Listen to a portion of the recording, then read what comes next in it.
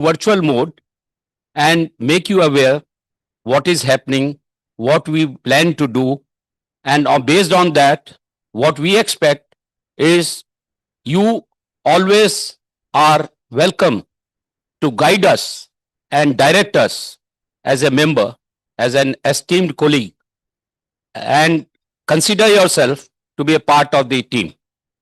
We want to do everything together, collectively, and in a very transparent and collective manner.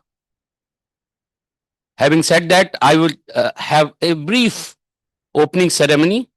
I would request President of National Federation of Blind, Ms. Madhu Singalji, who is joining online, to welcome the officers of WBU and observers, both online and offline, physically. Madhu Singalji, may I request you to welcome the participants.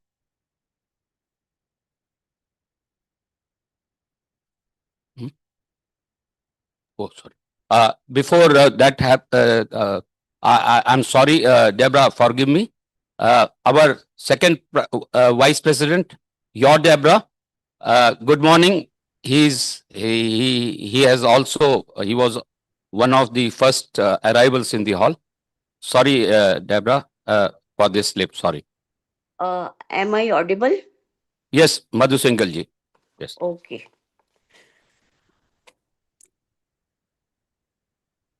Good morning, one and all. Yeah. Mr. S.K. Rungta, President. Pradeep, is she online? Hello. Pradeep?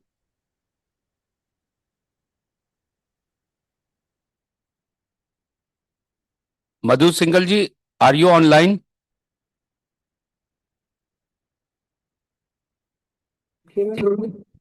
Yes. Hello. Hello. Yes. Hello. Yes, you are audible. Go ahead.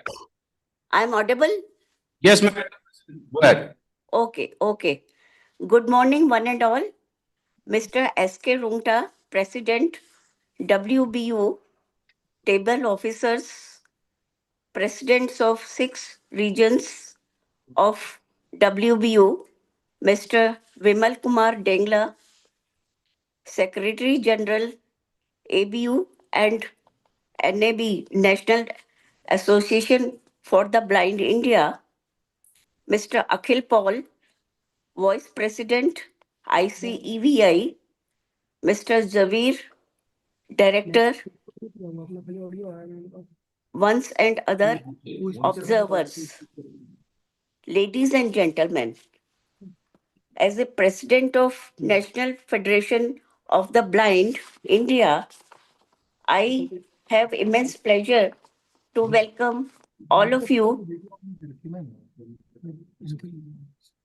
to you all the at Hotel Ashoka, New Delhi, in the first in person of WBU officers after its new election. National Federation of the Blind is privileged to organize this very important meeting in Delhi, which is expected to give a new direction to WBU governance to strengthen its role as the voice of millions of blind and partially sighted brothers and sisters across the globe, and in particular, expectations of visually impaired population in global south. I am confident that in the leadership of our General Secretary, Mr. S.K. Rungta, WBU will leave no stone unturned to fulfill the aspirations of blind and partially sighted persons across the globe. Let me assure you that our organization Okay. will make all Thank you very endeavors much. to make your Now we stay comfortable, enjoyable, and meaningful. I extend my good wishes for fruitful deliberation in next 4 days. I am sure you will enjoy the warmth of Indian hospitality. Once again, I welcome you all and wishing you all the best. Thank you so much. thank you. Thank you very much. Um, Thank you very much, Madam President. Uh, Now we start our meeting formally. I, on behalf of the team, welcome you all to this meeting. And without any further formalities, let us straightway come to the first agenda point, and that is adoption of the agenda, which will be followed by introductions. So, uh, agenda was circulated, provisional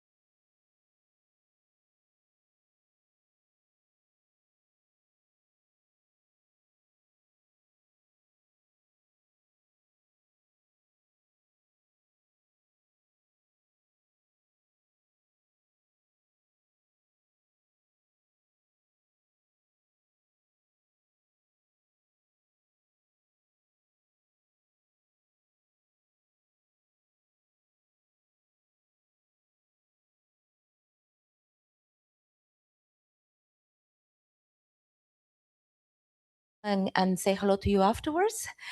I'm here multitasking and assisting, taking notes and assisting also our treasurer that just Okay. introduced himself, Alejandro Paz, and he is from Guatemala.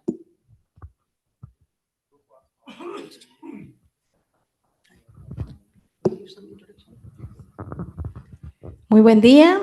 Vengo también de Guatemala y estoy con Alejandro Paz. Silvia Marroquin is assisting Alejandro, is his wife, and she will be also with us at the meeting. Hi, good morning, everyone. I'm Sushma Rungta, Mrs. Rungta, and I'm here to help you all. If any problem anybody is facing, please can contact me. Thank you so much. Good morning, everybody. Mark Riccobono. I serve as president of the National Federation of the Blind of the United States, and I'm here as president of the North American Caribbean region. It's first time to India, and I appreciate the opportunity to be here, and I want to thank our president and others for the wonderful hospitality. Good morning, it's Okay. Timatsinen. I'm the president of the European Blind Union and also my first time in India. Thank you so much for inviting us here and hosting. Good morning, everyone. My name is Natano Suwarnawood All Apple. I'm the vice president of the Thailand Association of the Blind, and I'm here as the president of the Asia Pacific region. And thanks, President Rungta and his team for his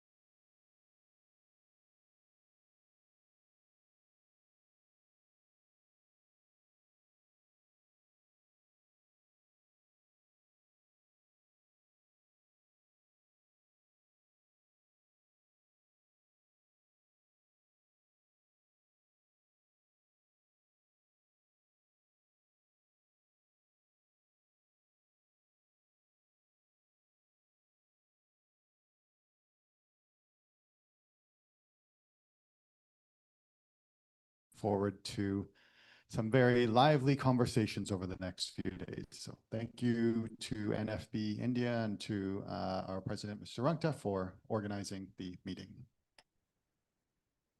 Thank you then. Then we go to the next agenda item, which is confirmation of the minutes of the previous meeting, which was held on 3rd of October 2025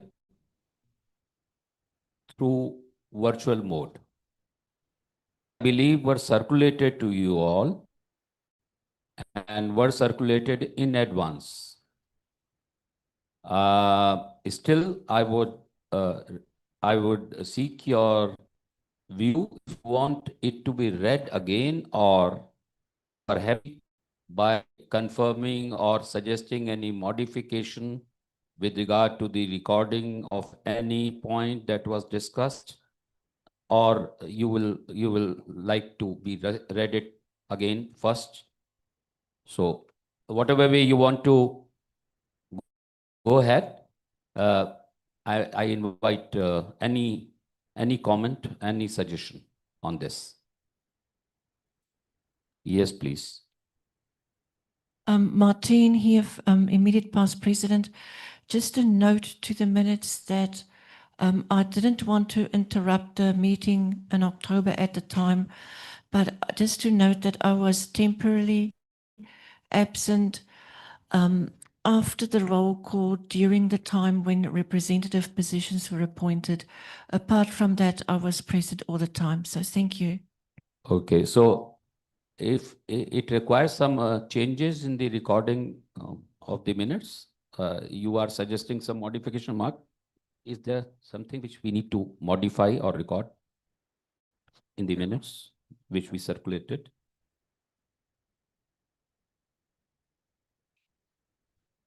Just a note, Okay. not a change. Just make a note, okay, on that minutes. With that additional clarification or note, do we confirm the minutes as circulated? Will anybody move for confirmation of the minutes as circulated with the modification of adding a note about the participation of our immediate past president, Martin, in the minutes? Yes, I move. Christina moves. Who seconds? Apple seconds. Any decisions? If none, those who are in favor say aye.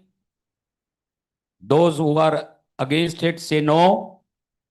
Ayes have it. Ayes have it. Minutes are confirmed with the modification of including a note about the participation of Martin.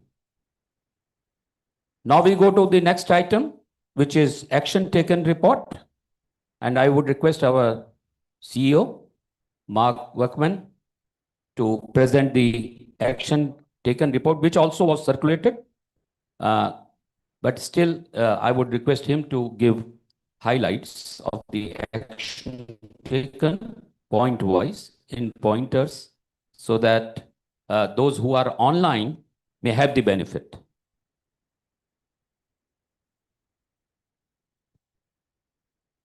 Thank you, Mr. Rungta. Okay, so I will give a few of the highlights as requested. So our last meeting was held in Madrid, and that was the time of the last report provided. So of course, the main focus since that time would have been around the World Blindness Summit and WBU General Assembly. And we will have some additional conversation on that matter later on in the meeting.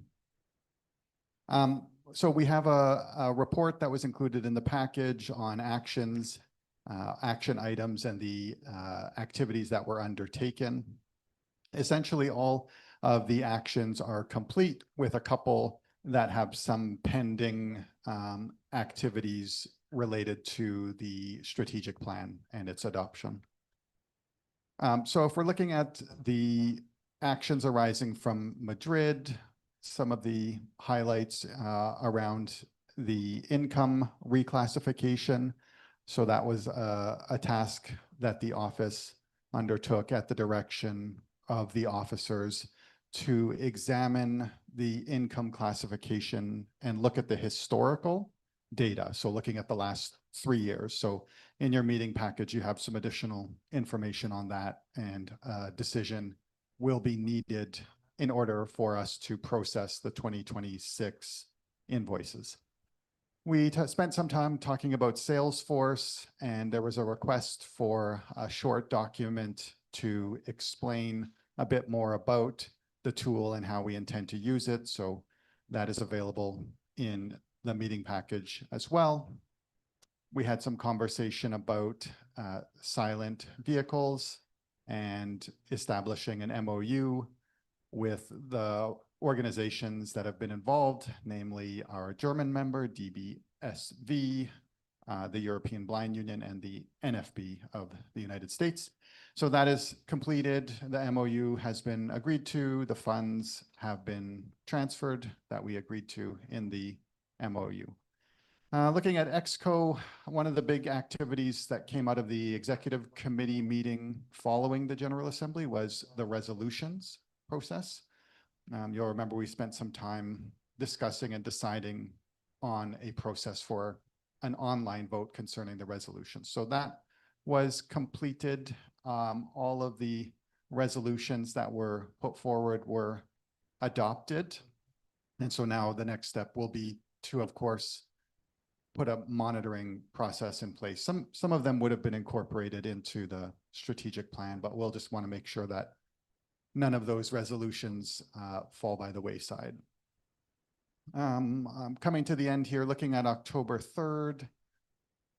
We talked about the need to inform the various organizations about the decisions you made regarding representatives of the WBU, and that is largely complete. There's a couple that are outstanding. So the International Agency for the Prevention of Blindness is still outstanding.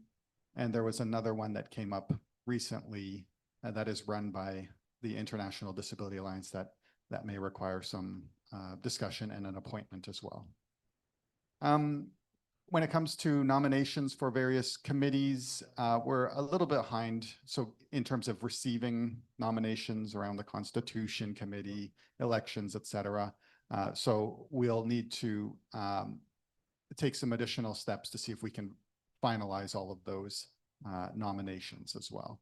And then I think maybe some clarification from this group as to whether there needs to be an additional approval for a nomination. So if one region nominates someone for various committees, is that simply accepted, or is there a further officer's vote on it? That will be up to you. The last one I'll mention here is the vote regarding Russia, which, for anyone who may be unfamiliar, requests to transfer the membership of Russia from the European Blind Union to the Asian Blind Union. And that was ultimately a vote taken by the executive committee, 14 in favor, 2 against, and 1 abstention. So it was adopted. In addition to the action item report, there's a few other documents that I'll flag for you. So there's the Salesforce briefing that I mentioned.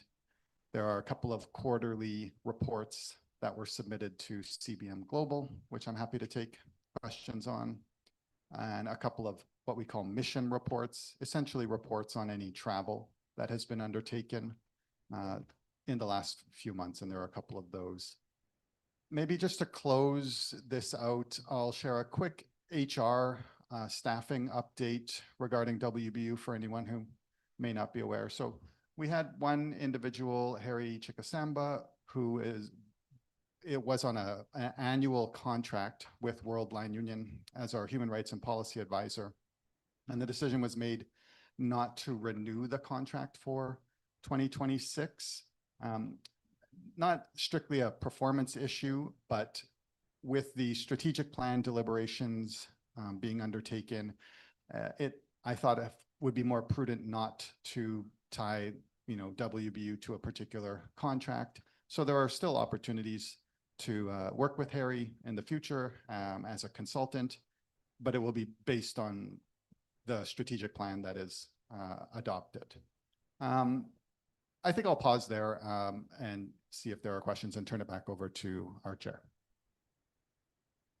Thank you, Mark. Are there questions or comments? Yes, I Yes. have Yeah. I have 3 questions Yes. about the use of Salesforce. Okay, the first one is about the duration of the license. How long will donation of the 10 enterprise license will last? And also about the implementation and customization.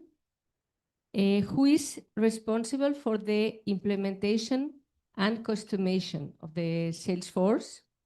And the third one is about the access for decision making.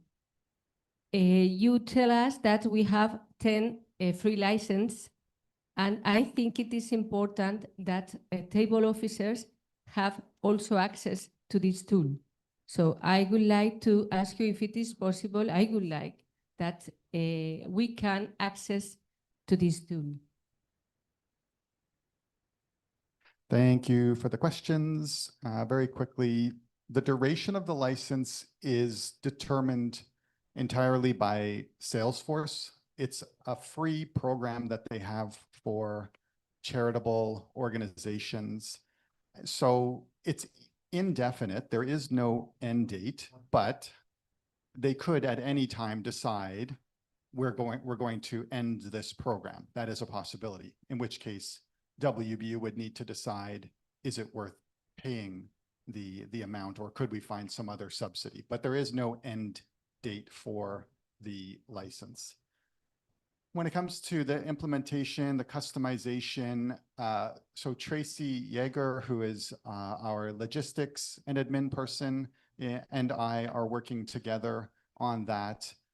It may be necessary to see if we can pull in some outside expertise. So CNIB is an organization we work with. They have some expertise with Salesforce. It may be necessary to hire a consultant. Right now, we're trying to do it ourselves to try to save as much money as possible, but it may prove more difficult and complicated than we are able to achieve. The last one, the access question, I'm very much open to the suggestions here. I think some of the staff will need access, not all of the staff. And if the table officers would prefer to have access, that's absolutely something we can arrange. We have 10 that are free. We could even go higher and pay. It's not cheap though, but we have the ability to go beyond 10. It will just cost money. So if you want Christina, or we can discuss afterwards access. It could be at the next table officers meeting. I'm very much open to your direction. Thank you very much. I think in principle, what we can as officers decide that on this point of access, that Mark and Christina will work together to facilitate the access to this tool, at least to the table officers. And if possible, to all the regional presidents also, because when we have to work together to translate our decisions into action, which may make difference. We have, as I have always maintained, that we have to consider the regional presidents as an important colleagues for reaching out to our members in the respective regions and taking the members along with us in our journey for achieving our objective. So if everybody agrees, we can on this point make a decision that in principle we would recommend that Mark and Christina work together to to to uh, to proceed for making the access available to the table officers in the first instance and ultimately to all the regional presidents. Are all of you in agreement with this decision? Any dissension? Mr. President, Yes. if I understood, we have 10 free licenses. Yes. So we have to decide who is going to have access with these 10 licenses, because if Then we have to... initially table officers Okay. and whatever staff, I mean, of course, CEO will be there, right? And then you can work with CEO. Who else? Right? Riccobono. Is that all right? So at least with the 10, we can start giving access. We can work to give access to the table officers, no? To begin with. Riccobono. And then as we move along, yes, please. Sorry. Oh, no, finish your thought. No, it's okay. Okay, It's okay. well, Mr. President, I would suggest that I think it's really important this Salesforce implementation is a really important initiative. And, you know, what is important in a database like this is making sure that the data is meaningful from the beginning. So I think we should be cautious about expanding it to regional presidents. Okay. Speaking as a regional president, I think entrusting our staff along with our vice president to set out the structure for the database. Okay. And there's a difference, you know, from my perspective. You know, access to Salesforce is about who's putting data into it. And I think the fewer people that are putting data in, the better that data is going to be. Obviously, the table officers, you know, should be able to get reports from the office as needed.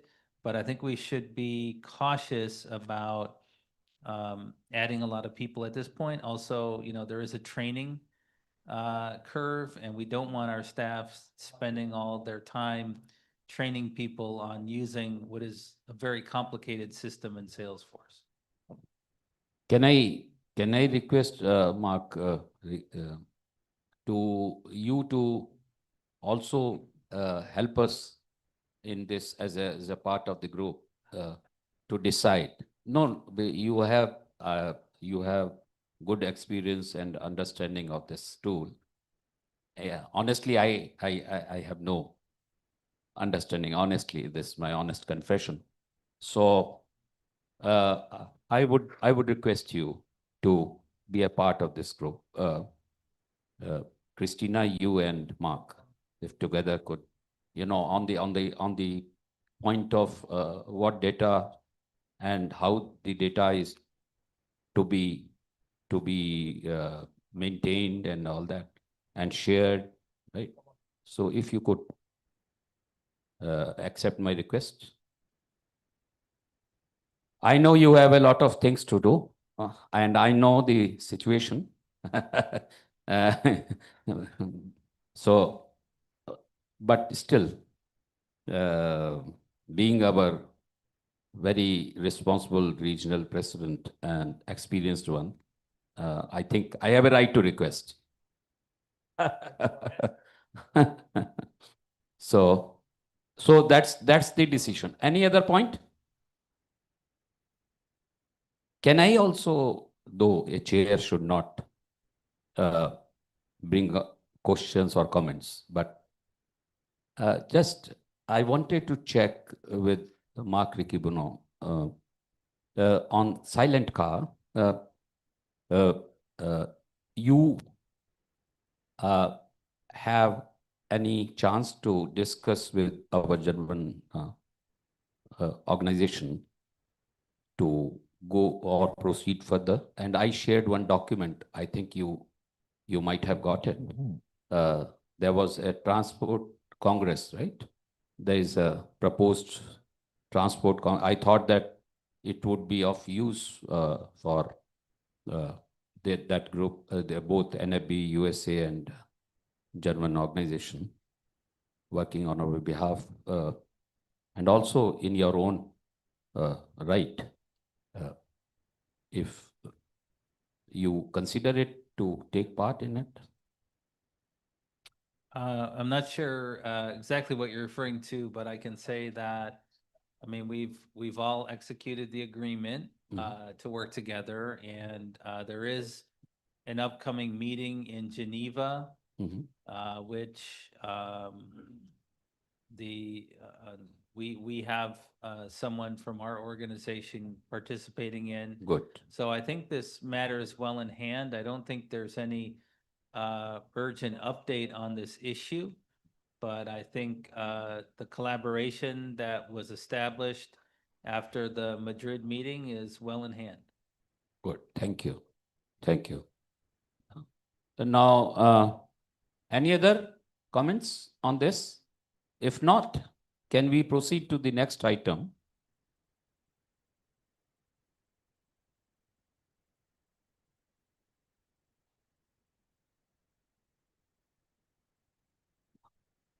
Next item. Mine. Now, next item pertains to me. And I am before you to present what I did and my team did during this period after elections and just before this meeting. I have circulated it, but I would very quickly give certain highlights of what and how we have started working and have reached to what point at this stage. First, I will deal with the organizational issues, governance issues. Immediately after our elections, in consultation with my table officers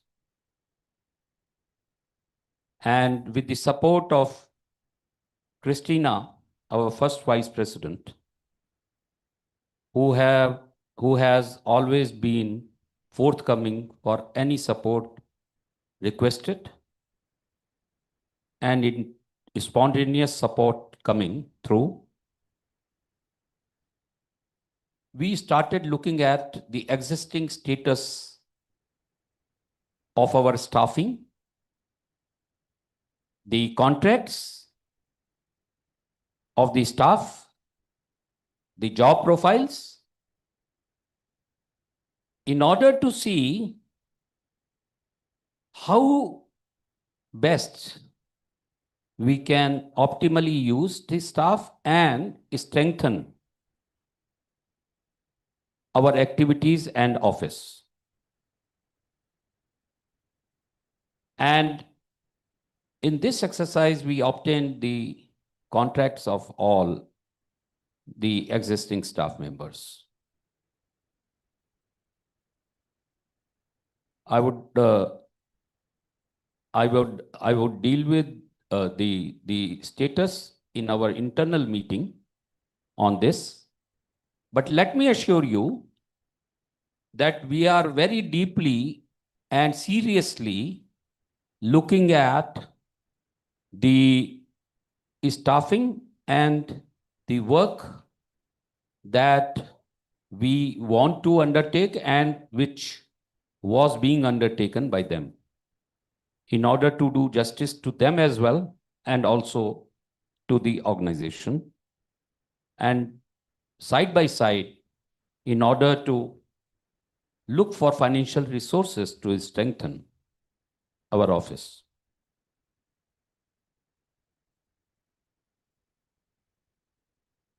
And with this view in mind, we have table officers, and even all of you in the previous online meeting decided to constitute a constitution committee. Yesterday, in table officers meeting, we decided to call it a governance committee, subject to approval by this office or this meeting, of course. When we are trying to name it governance committee, we mean that it will look through the entire staffing. It will look through the procedures of decision making, procedures, policies with regard to governance, including bylaws, and also considering the constitutional amendments. The second important issue which came to the fore after our election is are these, and I am sharing it with you, not for any other purpose, but for together deciding how to move forward to make the procedures more transparent, more responsible, and responsive.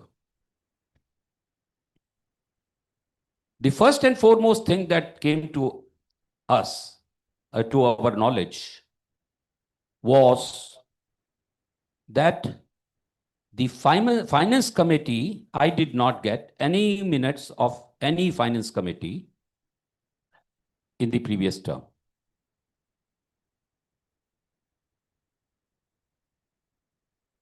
So we have decided that henceforth, since finance committee is a constitutionally recognized and established committee, it has a very important role of deciding on financial matters of WBU, will be a formal finance committee meeting and will be minuted and will be made available to the officers and also in turn to the executive. And we have started this change from the yesterday's finance committee meeting, which was very formal, very detailed, which looked at the budget, keeping in view the financial health and sustainability. So that's one part. The second part, which is also very equally important for us to maintain our identity, was that, as all of you know, that we have established a permanent office in Toronto in CNIB, and there was an agreement for defining the procedures and support of CNIB to WBU for incorporation, for discharging compliances, ensuring compliances, discharging other financial responsibilities, auditing, etc., accounting. That agreement has never been renewed. Now, it is not renewed. We are still working as per the understanding as in terms of the previous original agreement.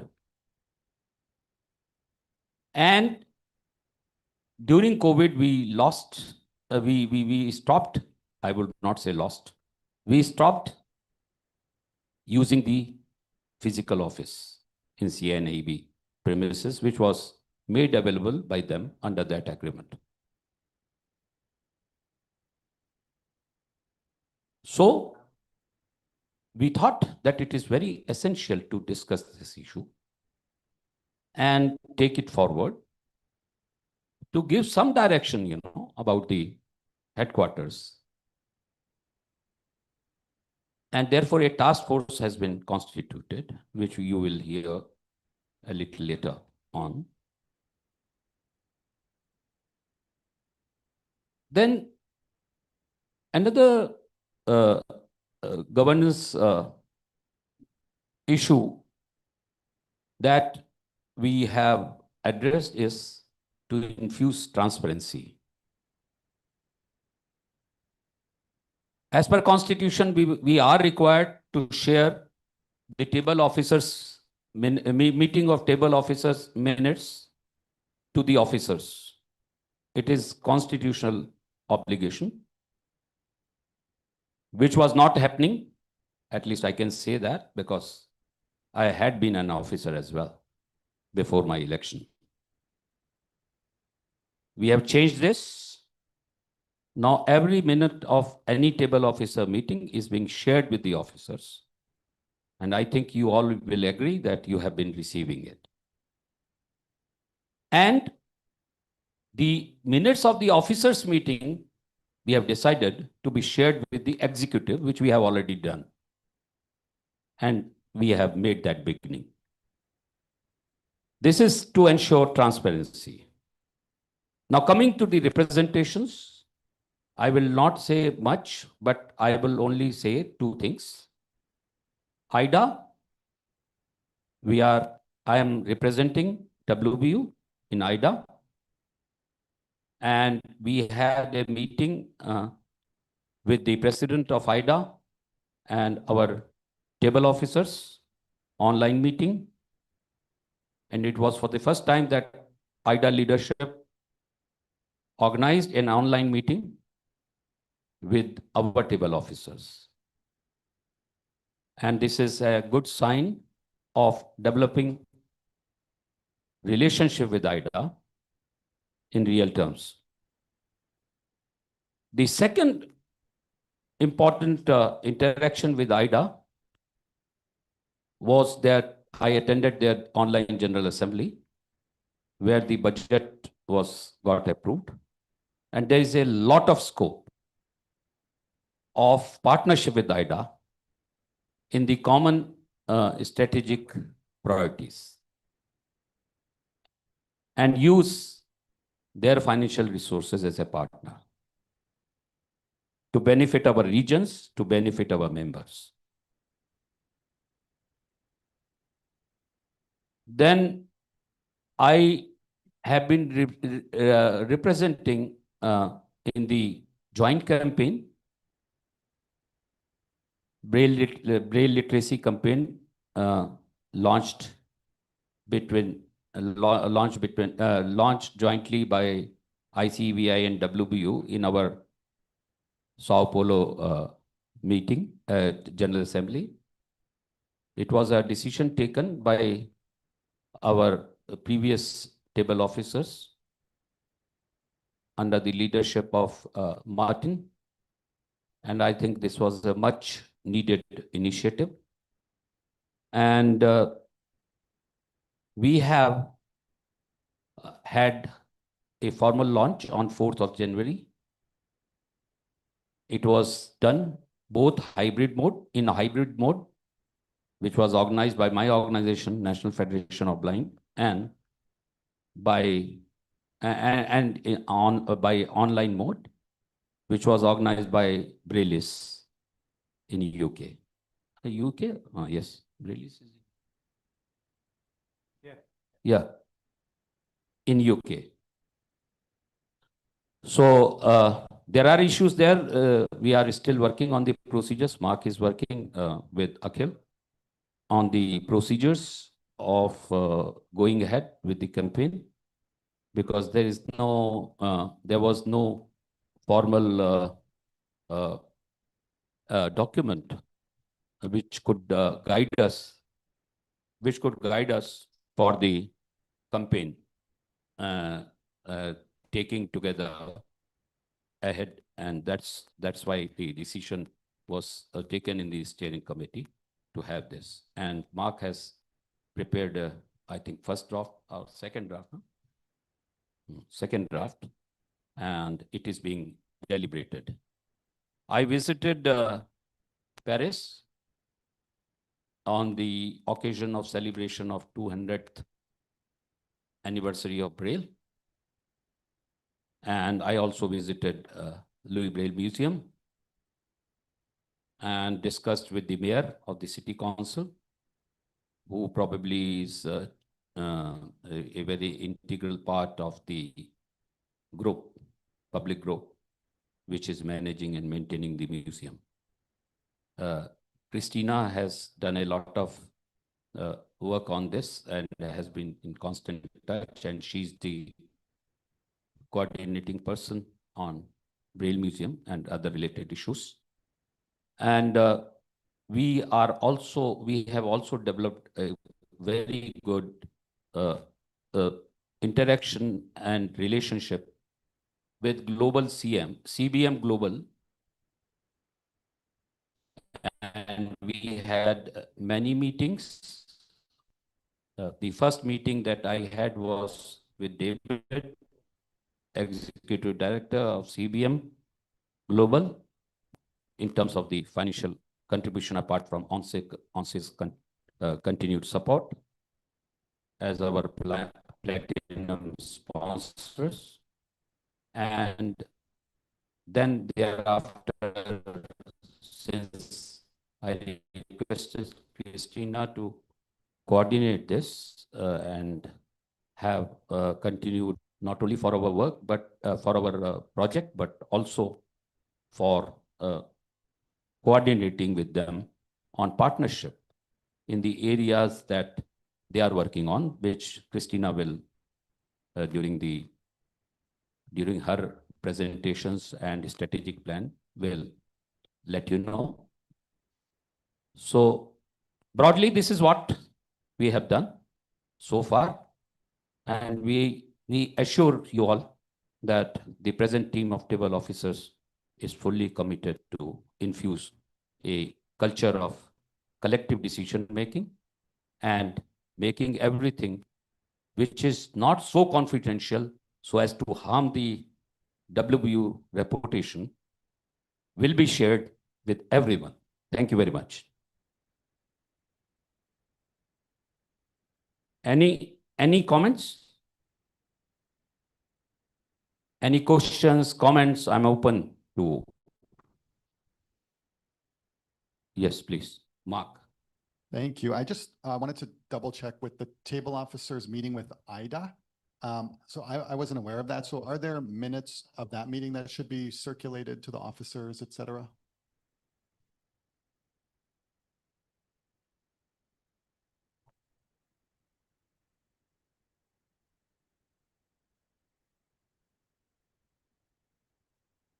I think, Mark, let us circulate it to the officers. You have that. Christina prepared it. Huh? Christina sent it. Again, she's sending, huh, Mark? So you will receive that. You will receive that. All officers will receive that. Yes, please.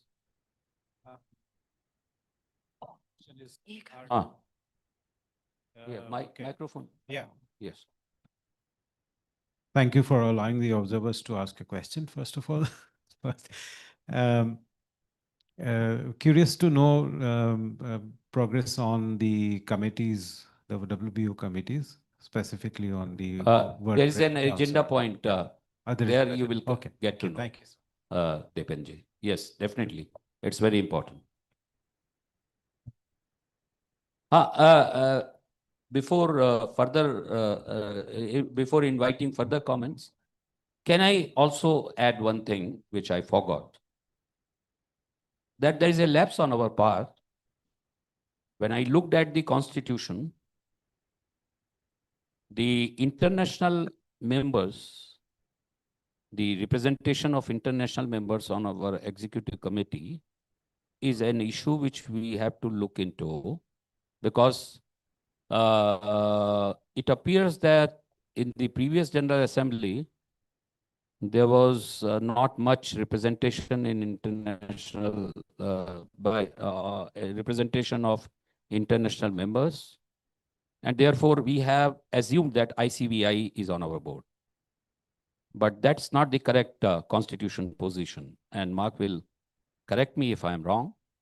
But as my understanding goes to the constitution, that's not the correct position.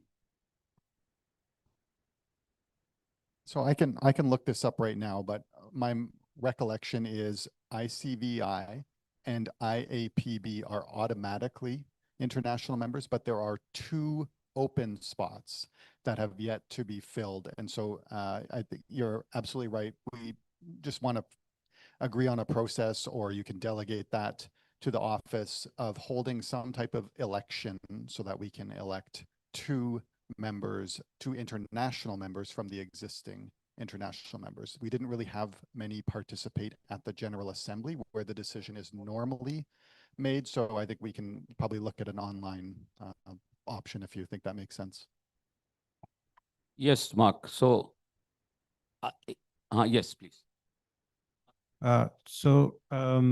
Just to add to it, since I have been one of the international members as the member of the executive committee, what I know of, I can just share that. Yes, at one point of time, this was the decision was taken that ICVI and IABP will become permanent members of the executive committee as international members, and there are 2 members, 2 slots for the committee, which are filled by circulation.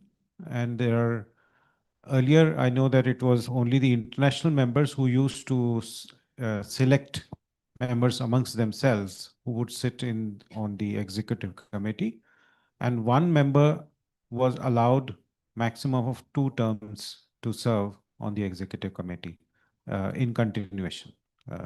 So that was the process which was followed. Yes, you are right, Depenji. That's what I was I was indicating to. So I think what Mark suggested, I think let's make a decision that in terms of the constitutional provision, we request the office to initiate the process of filling up the 2 spots apart from ICVI and IAPB. ICVI representative, we have, I think, nomination. We have, yes. Yes. IAPB, we still have to seek their nomination, right? But still, we have to formalize it, yes. But we have to, they should be on the same page, no? Instead of us presuming, let us formalize it and then fill up these slots. 2 slots, you are right. My recollection, if my recollection goes right, then 2 slots. We invite all the international members to participate in the vote. And based on the result of the vote, we include them in the executive committee. Is that all right with everyone? Any other views? Does anyone have any reservation on that? Yes, I think, Taiti, you wanted to say something? Mohammed, yes. Mic. Give microphone. Yes. Yes, Mohammed. Microphone is not on. Yes, it's good. It's good. Now, it's okay now. Yes. Thank you, Mr. President. Yes. I am really delighted to hear that we are making WBU open and more transparent. The minutes of the table officers are the minutes of WBU, and these minutes should have been read and by all the by all the members of the board. Now, for the committees, we know that the financial committee and the legislative committee, the first one should be constituted of people who have vision how to bring more money to WBU and how to use it. For the Constitutional Committee, we need to constitute these committees with people who have the talent and who have the expertise in legal issues, so as not to fall into some mistakes. I thank you for what you have done, and also I congratulate you for what you have done by visiting the Paris, but because Paris is not the capital of French people, but it's also the capital of blind people because Rispray is from there. And we need to take into consideration that Braille, it was thanks to the Braille that we have the capacity now to communicate, to study, and to do anything in the world. Thank you so much, Mr. Thank you very President. much, Mr. Mohammed. Now, any other comment on this issue of decision that we will initiate an online vote for including the remaining slots, remaining international members on our executive? If does everyone agree? Yes or no? Any dissensions? None, hearing none. So we unanimously decide this. Now I think it's time for tea break. And I would request the patience of online listeners and maybe viewers also. So for bearing with us during tea break. Thank you very much. We'll try to do it as fast as we can so that we have to catch up with our agenda points. Thank you very much. Tea is served here in this very room. And don't worry, people will help you here. My staff is here. You people have their guides. No problem.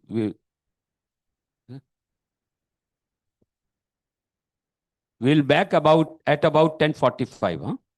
Okay, for the information of online listeners. Thank you.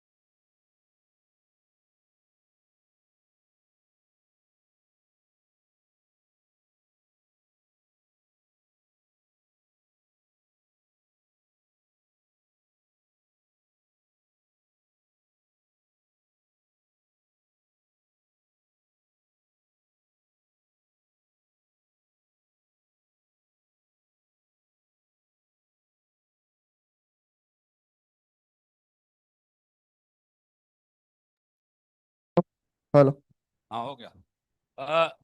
Friends, may I request you to please take your seats quickly so that we start? Can we go back to our seats? Because we have to start. And very important agenda item that is going to begin now. And that is a strategic plan session. But before I request my esteemed colleague and team of member, First Vice President Christina, to take over the proceedings for this very important part of this meeting. And if I may say so, the most important part of this meeting. I would like to recognize our Secretary General ABU, Dr. Vimal Kumar Dangla, who is amidst us. Dr. Dangla, if you could introduce yourself. Yes, sir.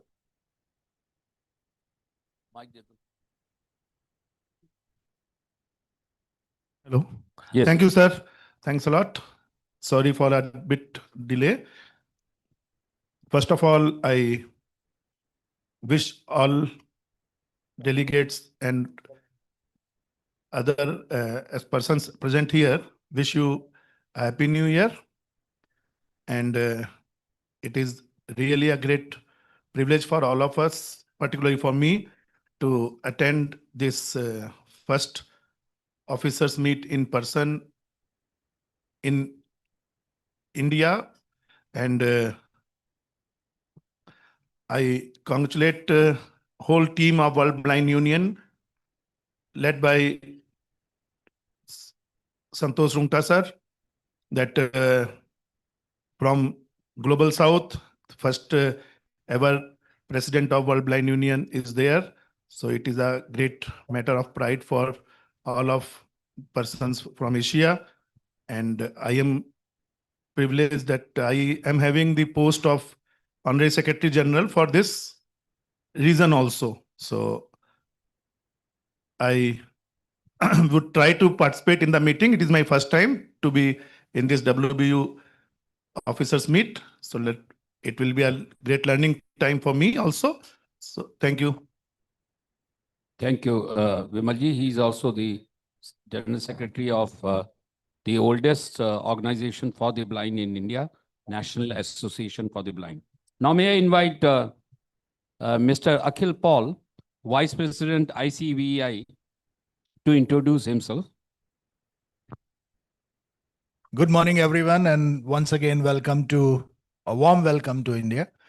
I'm sorry I got delayed because of bad weather in Delhi. We could not land. A huge thanks to WBU, especially Mr. Rungta, for inviting me for this in-person meeting. Though Pravina Sukhrajalai is normally representing ICVI on WBU meetings, but I'm very grateful to Mr. Rungta for inviting me here, and really happy to meet you all. Thank you very much. Thank you. Now, may I request President of Thailand Association of the Blind, Mr. Ikmal, to please introduce himself. I welcome you, sir.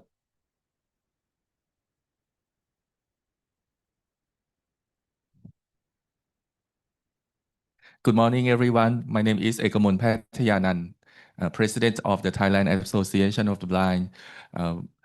Thank you very much for the warm hospitality for my second time in India. Thank you. Thank you. Now, I hand over the proceedings to my esteemed and valued colleague, Christina, First Vice President. Hello again to everyone that is here in person, and hello to our colleagues that are following this meeting by Zoom. I'm going to begin with a brief explanation of how the plan has developed, and then I'm going to explain you the structure of this session and the after lunch session. Following the World Blind Union General Assembly in September, the officers' meeting on October the 3rd approved the creation of a working group to launch a participatory process for developing the World Blind Union Strategic Plan for 2026-2029.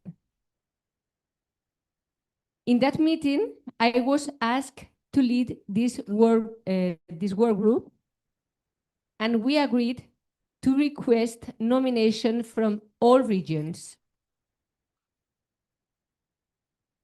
Once the nominations were received, the working group was formed with the following members. From Asia Pacific region, who? From Latin America region, Moises Bauer. From National Asia region, Mohamed Ibal. From Africa region, Thomas Ongolo. From Europe region, Rodrigo Santos. And from North America Caribbean region, Pam Allen. Our first task was to prepare the terms of reference and design questionnaires to gather expectations, priorities, and recommendations from key stakeholders, members organizations, regional unions, donors, international members, and World Blind Union leadership. We received complete questionnaires from all stakeholder groups. Consolidate and analyze the information by category, and based on that, we developed a draft plan using the impact architecture methodology. This draft was shared with the working group for feedback. The working group met on December the 10th to exchange views. We agreed that the draft reflects the demands expressed by stakeholders, and while ambitious, respond to the members' and partners' expectations and the needs of the current context. Together, we decided to move forward. After refining the draft, it was circulated to the officers for comments on December 27th, with feedback requested by January the 5th. Following your input, the draft plan and an executive summary were resent. Today, beyond this brief introduction on how the plan was developed, my intention is to present a concise overview of the plan content,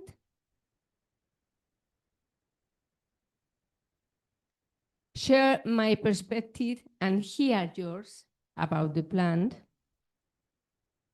and decide together whether this is the plan World Blind Union needs at this moment. From there, depending on what we decide together, we will dedicate this session to group work on A, how to turn the barriers we identify for implementation, each impact, into solutions, and lay the groundwork for the operational plan. Or B, revising and updating the plan. In the second session after lunch, we will speak about the implementation plan that I circulated to you. and decide together which committees and working groups need to be created. Finally, if we agree to move forward with the strategic plan, we will submit it to the executive committee for approval. Once the strategic and financial plan are approved, my approach will be to develop the narrative and storytelling to engage potential donors, because without resources, none of what we propose will be possible. Now I'm going to explain you briefly the plan's content. This plan has been developed in a fully collaborative manner throughout a participatory process that involved all key stakeholders. As I told you, member organizations, regional unions, donors, international partners, and the World Blind Union leadership. In other words, it is a plan that has been built from the bottom up. However, it was essential to contextualize the priorities identified by our stakeholder within the current international landscape. For this reason, a context session has been included at the beginning of the document, of the strategic plan, aiming to align World Blind Union's objectives with the contemporary global dynamics and challenges. Now I'm going to explain the methodology we used and the resulting structure. The impact architecture is a strategic planning methodology that encourages us to ask, what change do we want to achieve in society? It will be a long-term challenge. That will be the final impact. What are the medium-term objectives to achieve this? That will be intermediate impacts. What tangible and verifiable achievements do we commit to deliver? That will be the result for each intermediate impact. And what actions will we take to achieve these results? And this will be the concrete actions. The final impact. This is the ultimate goal the organization aims to achieve in the long term, directly aligned with its mission and reason for being. And the final impact for our strategic plan will be to contribute to ensuring that blind and partially sighted people worldwide can fully participate in society with their human rights fully guaranteed and equitable presence in all areas of life.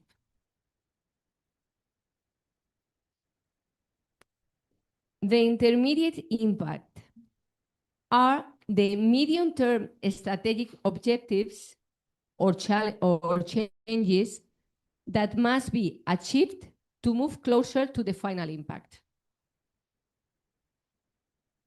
Based on the information gathered, 5 intermediate impacts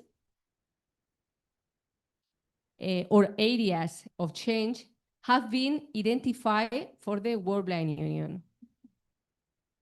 The first one is participatory governance and inclusive leadership within World Blind Union. This means having clear, fair, and efficient structures and processes that are responsive to the real needs of our members' organizations and align with the mission of the World Blind Union, ensuring that all regions and groups, including women and youth, are represented and have influence in the decision-making. The second impact is financial sustainability and strategic partnership. We aim to build a robust and diversified financial model, supported by solid alliances that will allow us to sustain our work over time. The third intermediate impact is strengthening the capacities of members' organizations, especially in low and middle income countries. This involves supporting their technical development, management capacities, and advocacy efforts. The fourth intermediate impact is global advocacy and partnership for inclusion. The World Blind Union must strengthen its role as a key international voice in defending the rights of blind and partially sighted people, focusing on critical issues such as technological accessibility, safe mobility, inclusive education and employment, and the promotion of Braille. To do this, we must build a strategic alliance that amplify our impact. And finally, the fifth intermediate impact is the technological innovation and universal digital inclusion. We are committed to making meaningful progress forward through digital inclusion, closing existing gaps and ensuring that the technological evolution benefits our community equally. Then the plan have results. The results are tangible and verifiable achievements the organization commits to deliver by the end of the strategic plan period.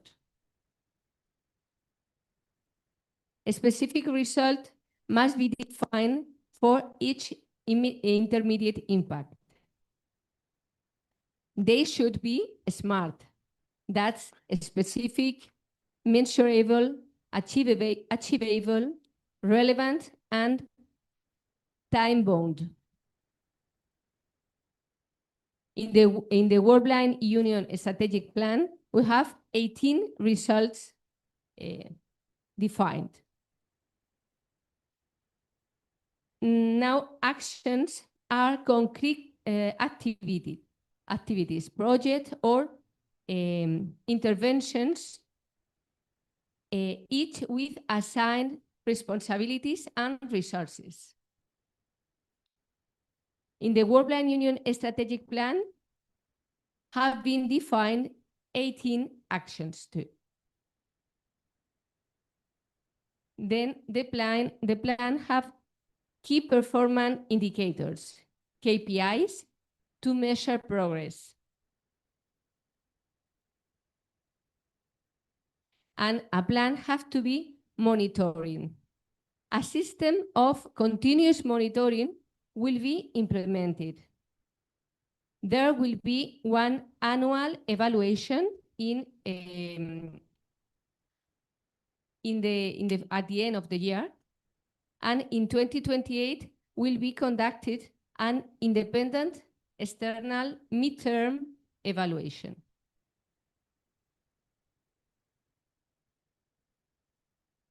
And final, one of the principles of this strategic plan is flexibility.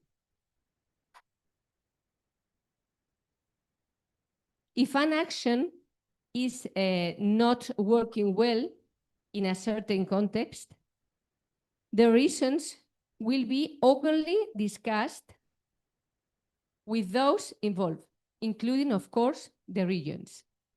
And the strategy will be reformulated rather than insisting on something unfeasible. Now, I would like to share with you my opinion about this plan. I have to say the plan is very ambitious. And I am concerned that we may not have the financial and human resources to achieve it. That said, given our current situation, with some organizations considering leaving the World Blind Union because they feel it does not provide sufficient value, with reduced funding from our donors, for example, CVM has lowered its contribution to World Blind Union from $250,000 to $150,000, and with the Finnish Federation informing us that it can no longer fund guides for officers' meetings, together with the broader context set out at the beginning of the plan, I believe we must be ambitious.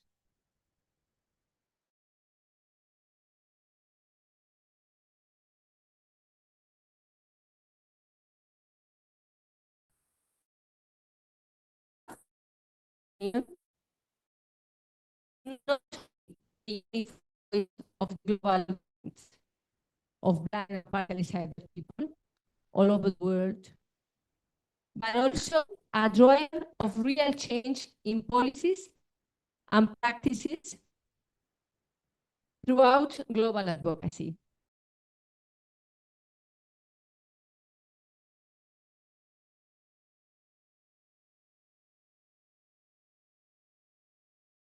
That we see that continuing along the mapped path is not feasible. We will openly resist and reformulate. Now, I would like to hear your views and decide together whether this is the strategic plan needs at this moment, or if you believe it should be reworked to make it less ambitious.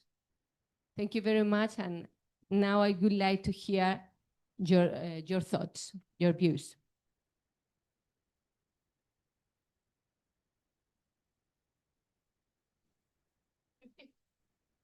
Yes, please. Thank you. Is on?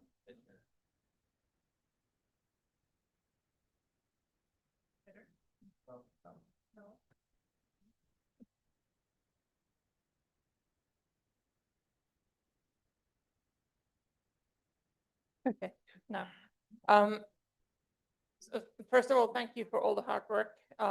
The document is very detailed and very ambitious, and it is clear that there's been a lot of cooperation and a lot of effort put into the draft currently. I especially congratulate for the contextual analysis. I think it was a joy to read, and it was very realistic. When I look at the executive summary version of the strategic plan, I think that is on that level, I can commit and I can say that these are the good priority areas, and these are relevant goals.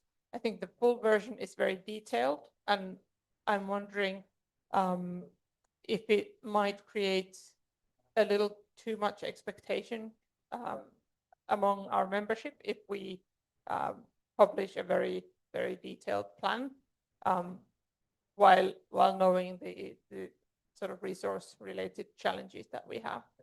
But I was missing sort of the only piece that I was thinking that the plan would benefit about would be an organizational review in the same spirit of the contextual analysis, where we would look at the current resources we have, because we know that there is the CBM funding, there is some other funding coming from other sources, and some of that probably is already allocated to actions that are within this strategic plan. But then we have other areas that are currently completely unfunded and either unresourced or under-resourced. And I think it would make it easier to discuss the content of the strategic plan if we knew how much of these actions and activities described are funded with the current resources, and how much are we needing to fundraise and resource ourselves. But thank you for the hard work. I think it definitely has all the content we need. I think we might need to revisit the level of detail we share with members in order to manage expectations. But thank you, Christina, and the team. Thank you very much, Titi. I don't know if there is another person that wants to say its thoughts, to share something, want to share its thoughts about the strategic plan. If no, I would like to formulate two questions. Who agrees that we should move forward with the current strategic plan proposal, acknowledging that it represents an ambitious approach, and that if annual evaluation show it cannot be fully achieved, adjustments will be made. Who agrees?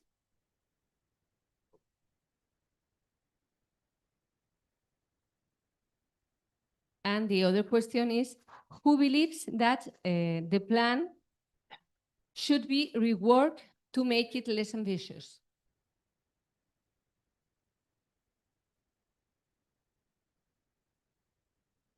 Yes, I would like to hear you one by one.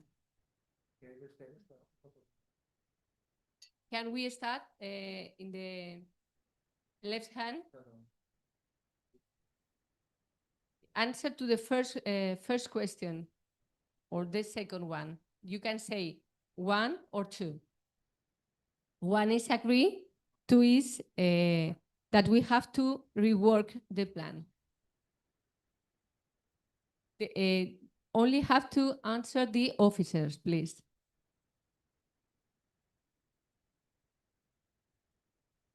Yeah.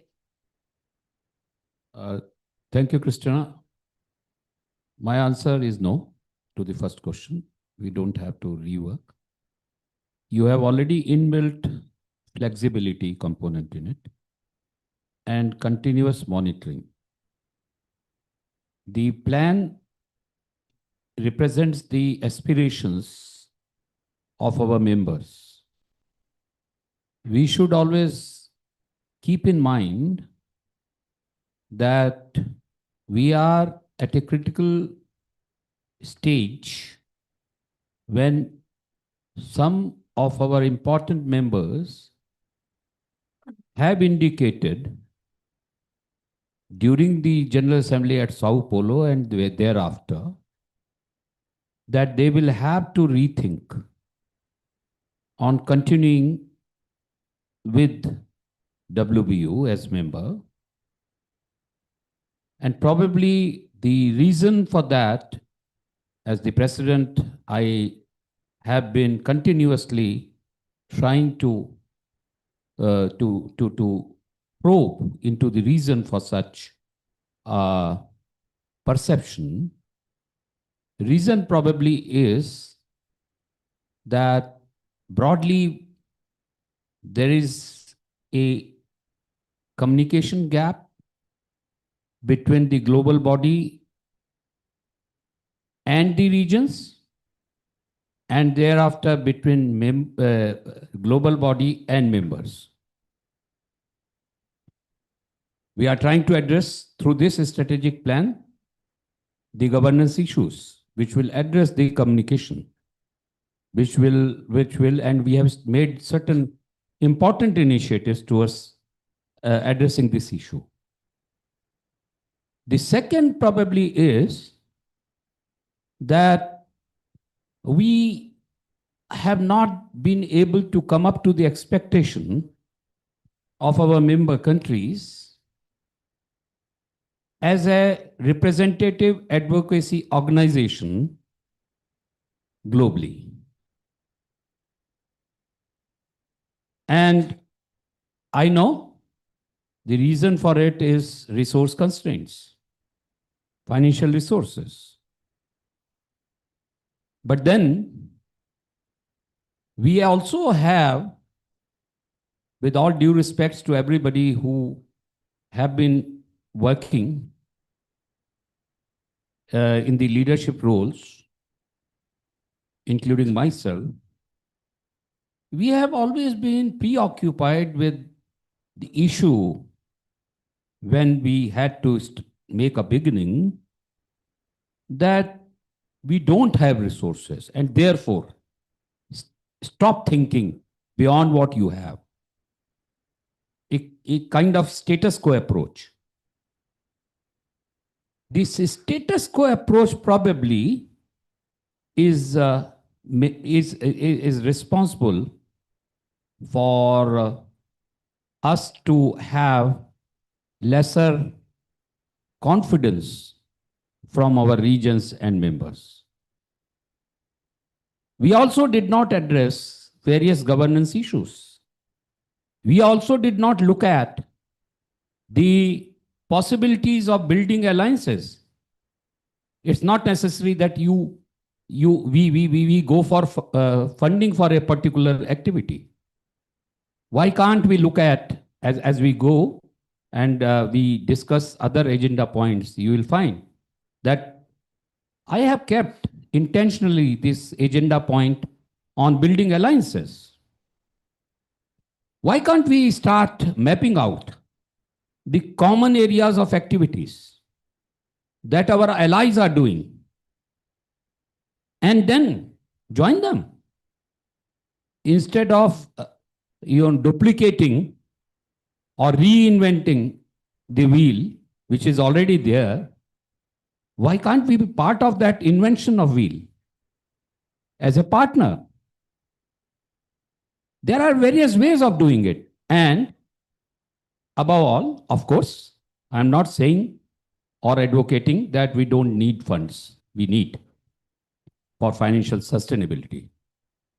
Have we systematically tried to raise funds? The decision earlier was that we will not go in for fundraising because that may come in conflict with the regional efforts and the members' efforts. But I don't see that it will be in conflict if we have the strategic plan for the entire WBU, which it is, and the regions will be an important part of this strategic plan. So I believe that we should not dilute the aspirations. We should fix a target, which we know may not be achieved in full, but I am sure that it can be achieved to the greatest extent possible. And with a provision for monitoring and review and with the principle of flexibility. To my mind, it is a strategic plan well developed, by adopting participatory approach. And it is a plan that probably the entire WV family will own it. Thank you very much. I would like to share with you that we have an estimation about the allocation we need for this plan. For the whole term, we will need between $2 and $3.4 million. And for this year, for 2026, we will need from $565,000 to $940,000. Yesterday, we were preparing the budget for 2026 that we are going to share with you in this, tomorrow, I think it's tomorrow. And the budget for 2026 is very close to $900,000. So we think that it is possible to implement this strategic plan. Of course, we have to do a strong work looking by financial for this plan. But working together, I think it is possible. Now, I would like to hear your answer. I'm going to reformulate again the question to clarify, okay? Now you have to say, I agree with moving forward with this plan, or I want to rework to do it less ambitious. Okay? Is it clear for you? So please, Yao, I only expect the answer of the officers. Okay? Thank you very much.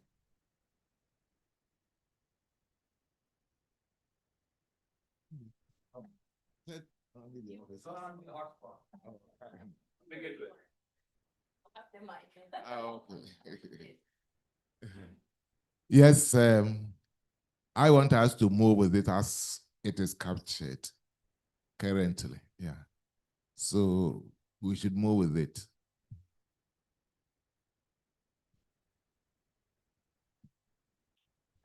Okay.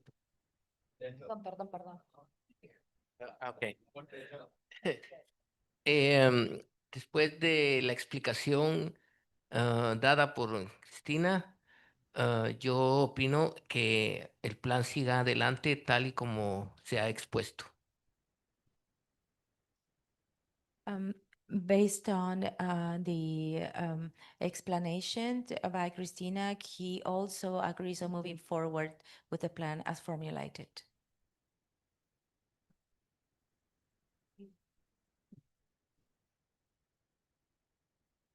This is Mark Riccobono. I agree with moving forward. I would urge us, though, in the messaging to rely on the higher level executive summary. I am concerned because it's ambitious and because of the tenuous place that we're in with members. We want to be very careful about communicating details because, of course, rightfully so, the member organization should hold the World Organization responsible. And I think there are a lot of variables baked into this plan. So I'm just flagging a concern about how we communicate progress on the plan.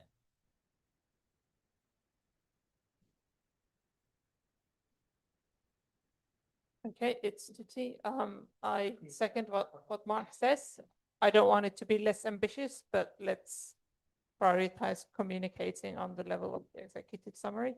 And thank you for explaining that the current sort of what we see, how it translates into budget I think our current budget is somewhere between 200 and 300,000 USD on annual basis. So we're lacking 2/3 of the funding for even this year.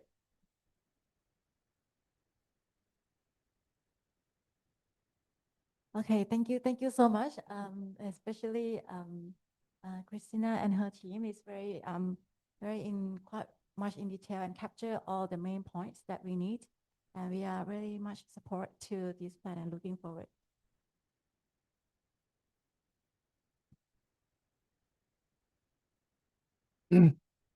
Yeah, thank you. For any action or for any plan action, it has to be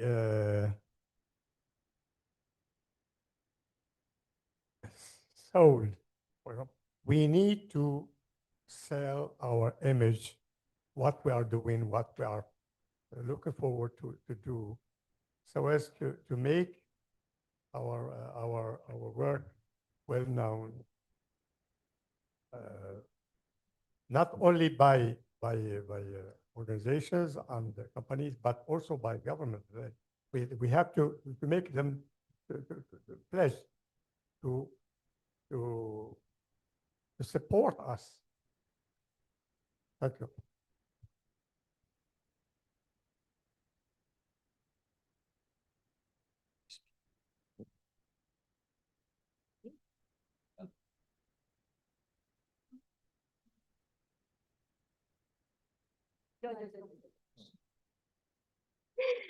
Hola nuevamente.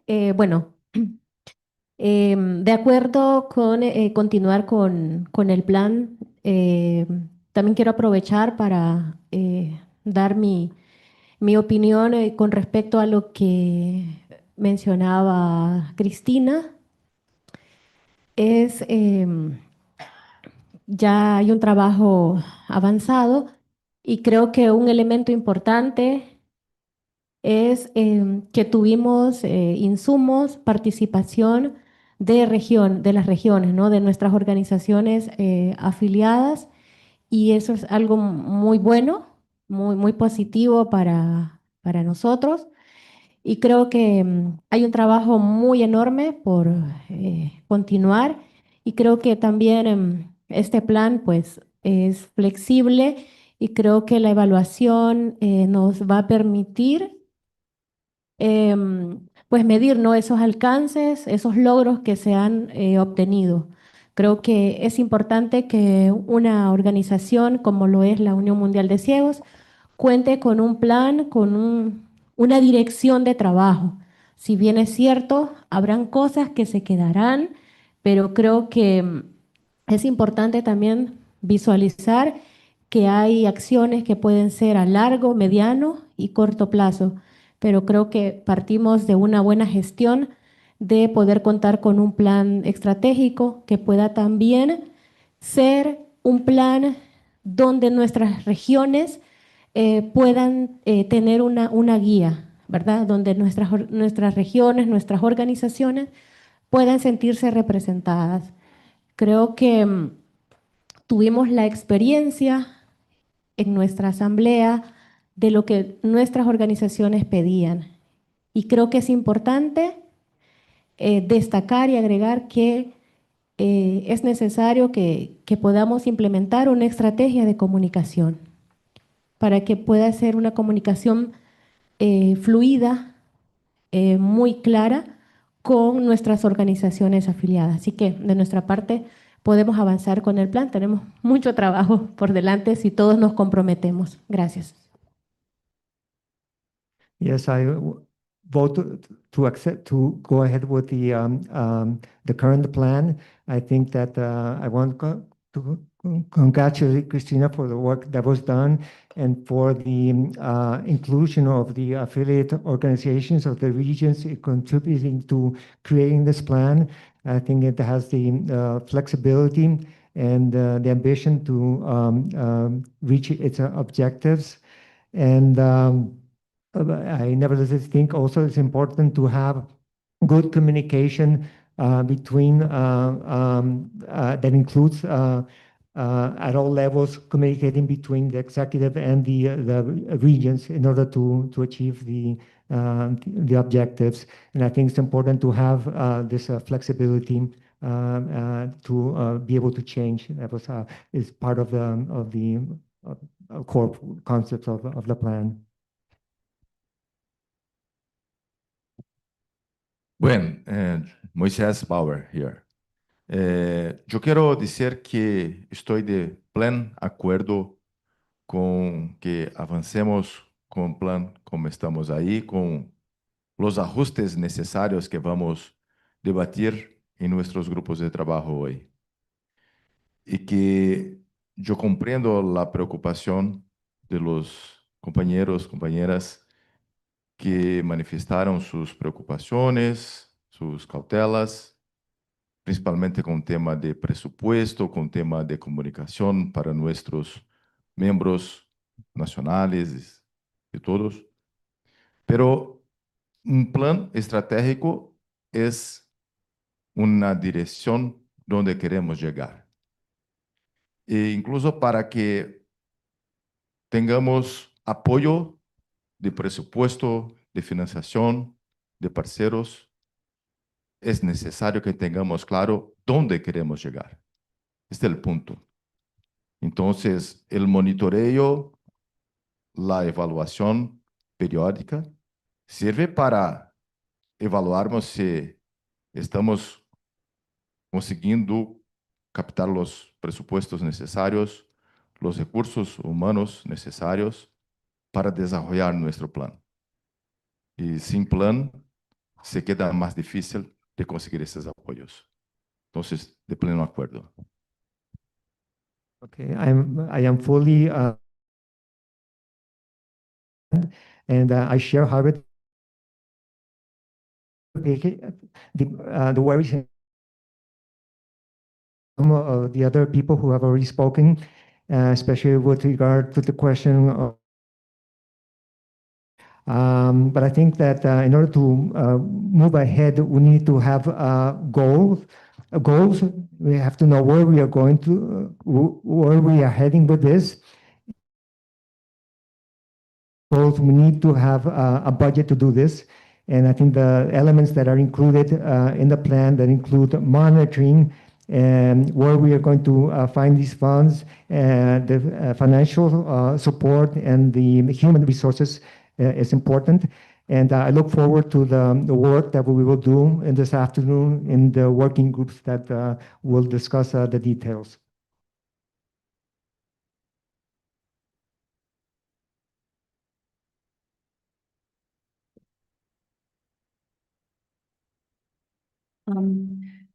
In us moving forward, I just want to make two requests.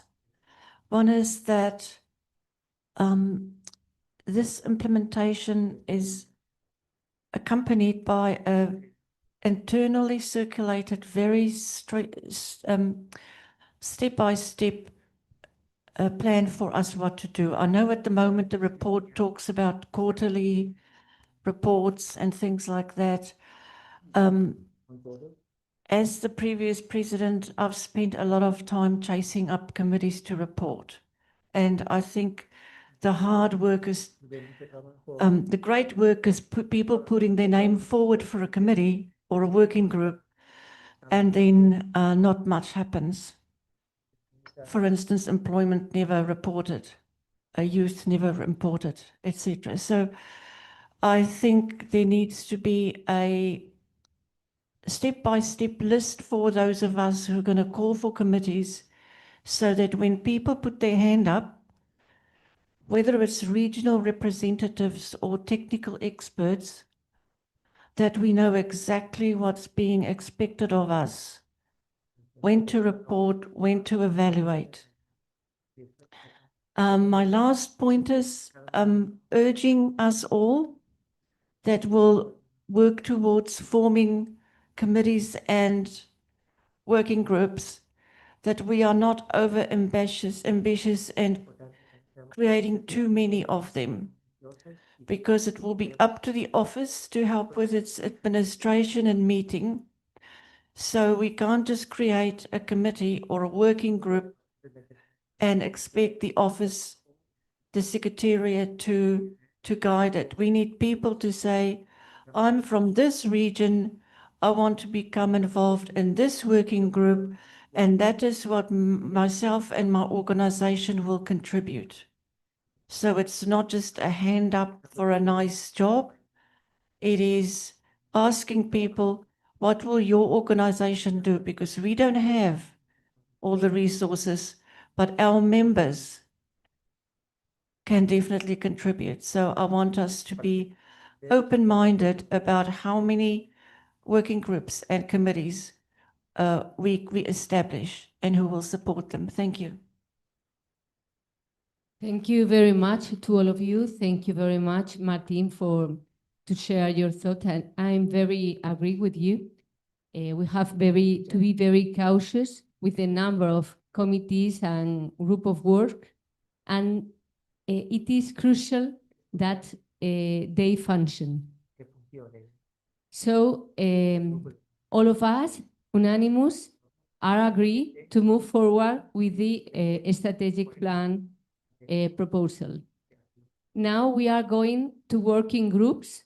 Officers are going to working group.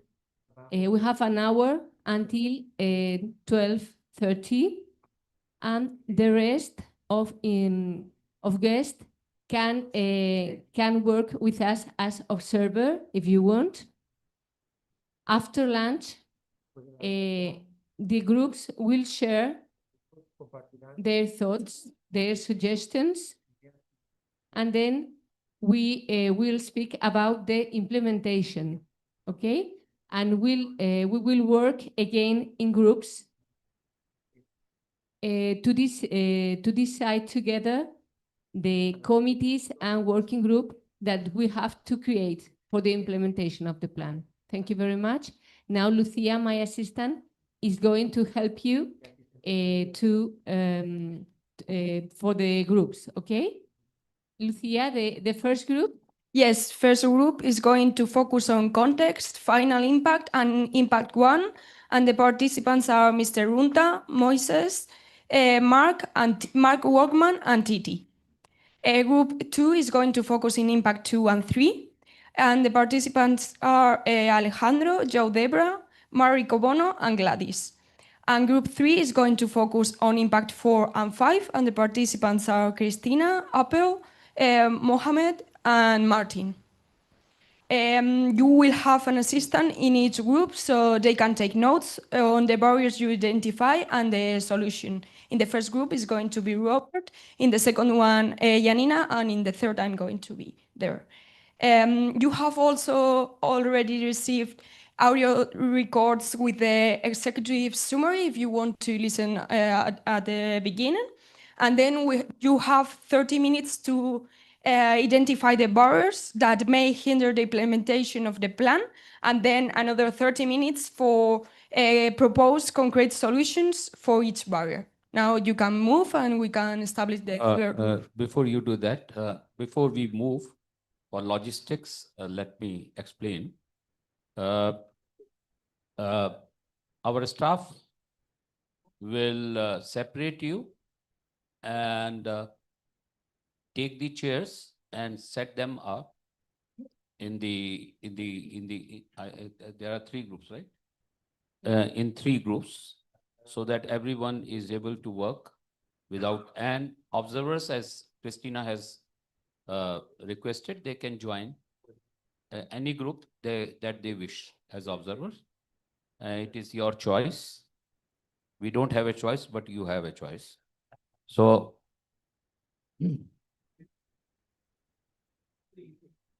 impact 1, you read out, please. Yes, I read.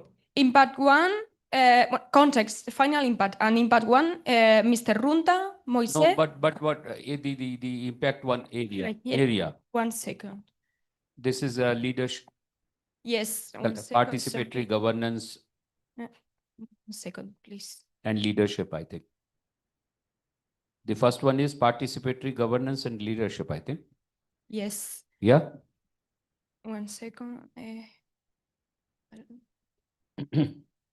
Impact one is participatory governance and inclusive leadership. Impact number two, financial sustainability and strategic partnerships. Impact three, empower member organization and capacity building. Number four, global advocacy and partnership for inclusion. And number five, technological innovation and universal digital inclusion. Right? Is it clear to everybody now? So observers can choose either of these groups. And remember that the objective of this work is to identify Barriers. barriers that you see in the implementation of this impact and to give solution, okay? Okay. Everybody knows the group. Yes. So, Gabe, now I have a request to make to those who are online, because we are now in working groups. So therefore, we will not be able to provide you with live proceedings here, because all the three groups would be working differently, and it is not possible to capture the proceedings online. So we will be back after lunch for you.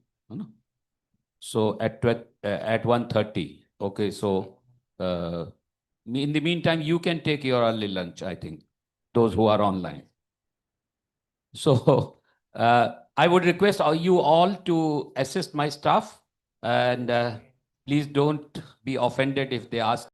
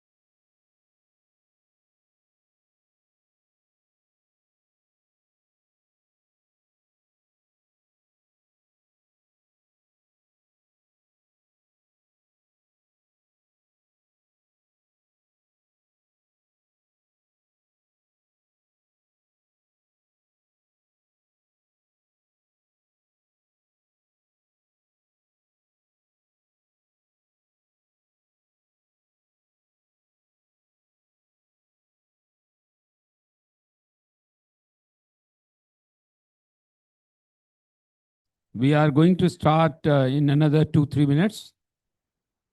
So I would request to you all to take your seats so that we start.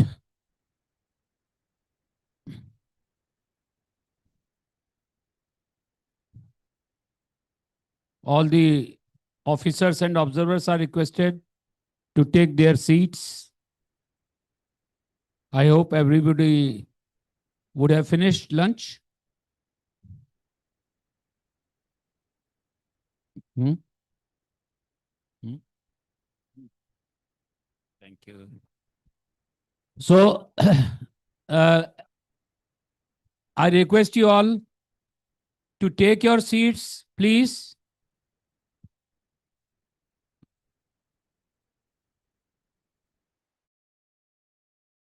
To your seats. Huh?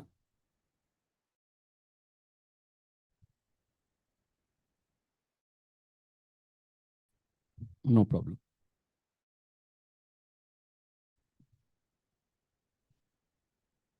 Reports.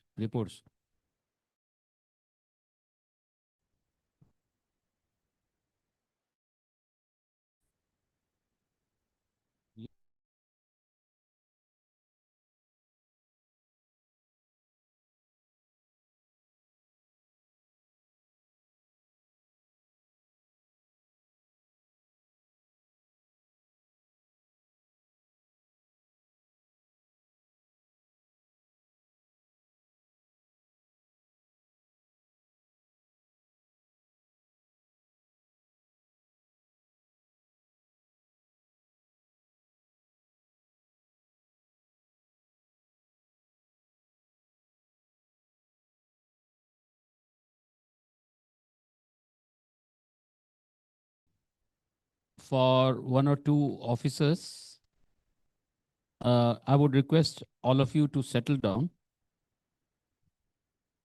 so that I hand over the proceedings to Christina for further deliberation on strategic plan.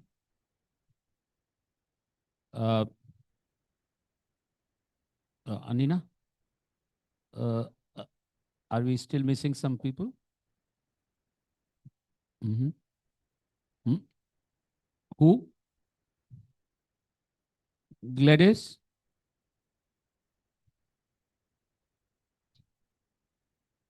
Yes, no, I will just give you the mic. So I was just checking that.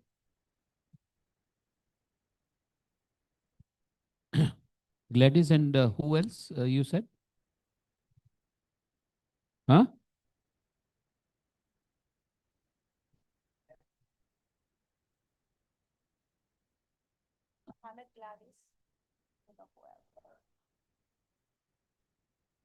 Mohammed and Gladys. Robert, do you have any idea? Is Gladys around here or in her room?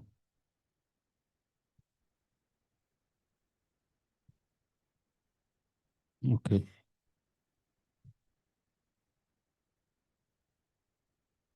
Okay. I think we will have, in the interest of time, we will have to start. They will join us.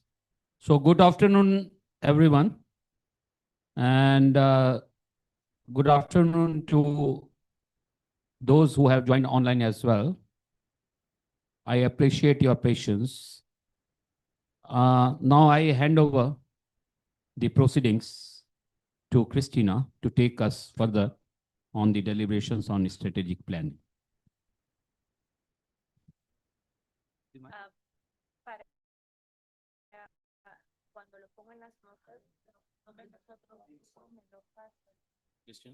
Todo lo que digan ahora, que te lo pase los documentos para las ejecutas. Yeah. You need mic. You need mic. Michael. Michael, I have. Hello. How was the lunch? I want to thank NFB organization. The lunch the meal was delicious. Thank you very much. Thank you very much. You make us feel at home. Thank you very much. I would like to ask you if every group is ready to expound their conclusion. For group one, are you ready? Group two, are you ready? Okay, so let's begin with. Yes, because I am in group 3 and I know that we are ready. So let's begin with group 1. Who's going to read the conclusion? Mark. Okay, Mark. Please go ahead when you want. Thank you. I'll try to be quick. We did identify a number of challenges, but we think there are solutions to these challenges. Broadly speaking, there was a recognition that when we're talking about changing governance and transparency, that there may be some a bit of a lower amount of trust. Please, Mark, wait a moment. Could you please stay a little in silence because we can't hear? Thank you very much. We need translation, interpretation, I know, but let's hear. Mark, thank you. Thank you. So just saying that the members may have a little bit less trust right now, and that will take some effort to rebuild that trust. And this relates to the plan in terms of raised expectations. So the solution is to a couple of things. Look at how we market the plan, how we communicate it, which we've discussed. Maybe breaking it down into smaller chunks, you could say. So an annual sort of plan. We talked about the need to ensure a resource plan is accompanying the strategic plan, which again, we've had some talk about. Another one is around the many different questions that are related to governance. And so this is going to require a strong governance committee to take on these various questions. And kind of related to that, we did have some discussion of the constitutional changes and whether we're talking about multiple amendments to the Constitution or a new Constitution. The strategic plan sort of mentions both possibilities, so being clear about what our goal is over the next few years. We spent a fair bit of time talking about the issue of quotas, which is a big part of Impact 1. So as for reminder for everyone, the plan talks about having a 30% minimum of women and a 20% minimum of youth. And one of the challenges for the group that's in this room, for the officers, WBU doesn't really have control over half of the individuals around the table because they are elected by the region. And so it becomes a challenge to be able to say, we guarantee 30% women at the officers table when half of them we don't have any control over. So the solution that we discuss is we may need to be a bit more thoughtful about who this applies to. So the table officers are elected. We have more control over, what the makeup is. The executive committee, we have some control over who is representing the different regions, or we can request certain makeup. But in the officers, we may not have control. So this just will require some just being thoughtful and being realistic about what we can and can't achieve based on the amount of control that we have. I'll try to move through this a little more quickly. Those were the big topics. We talked about committees and working groups. We have some ideas around how to make them more effective. So using the executive directors, like having more connection between executive directors, the call for membership, being very thoughtful about the call for membership of committees, we had a discussion about using the existing regional committees that are successful. So the example that was given was the European Blind Union has quite a strong Braille committee. Rather than duplicating that, can we leverage that existing committee? We talked about capacity building for women and youth, going back to the quotas. A solution that the plan itself presents is to have a mentorship program to try to build capacity among women and youth. We're coming to the end here. We had a challenge around funding, right? And not necessarily having the funding to be able to achieve all of the governance changes that we want. And so this solution we talked about was just making sure that we're marketing the plan and selling it to donors. We talked about using projects as a way of bringing them on board, the year-by-year plan, et cetera. So those are quite a few things. I may have missed something, so if anyone from the group wants to just add anything important that I missed, but that's basically what we talked about. Thank you very much, Mark. Please, can you gather all the information and send it to me after meeting, after Delhi, okay? Thank you very much. Now, let's go with the group 2. Janina?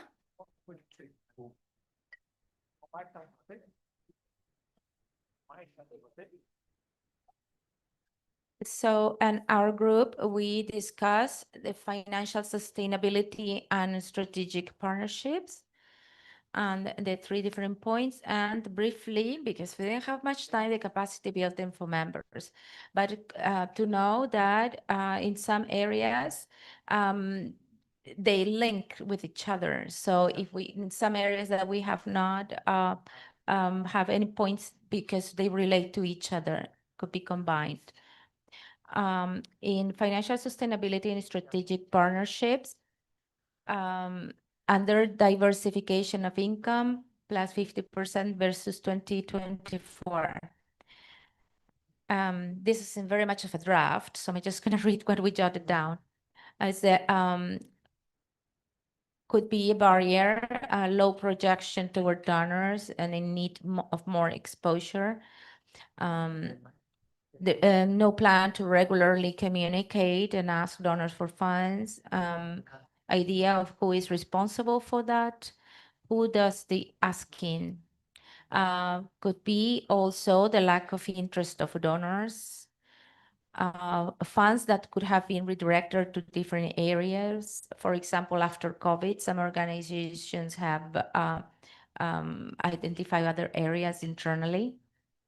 Could be after working with the same organizations for many years, the donor could decide to move on to other areas or other organizations. Also is related to internal policy shift in home countries, and this source of funds could be to be allocated differently. Also, a specific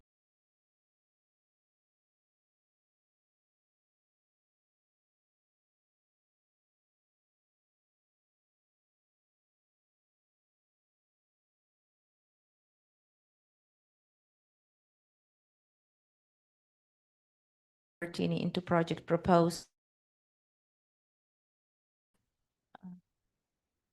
Another barrier, international members or partner organizations may be already working in particular areas with other partner organizations. And there was an example of joint proposals that we have been reviewing, like with the AC consortium working in specific areas that could be linked to ours. Sometimes they're combined with solutions, as you can see. There are some gaps identified. Another example is accessible textbooks for education. For example, ABC and the AC consortium already have a budget and plan for capacity building. And there could be a clear link or connectivity in this respect. We can go and work together.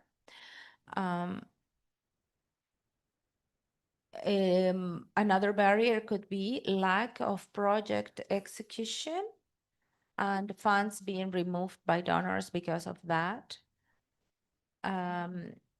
After identifying activities, and I need to look into the administration of such funds, how the process will continue.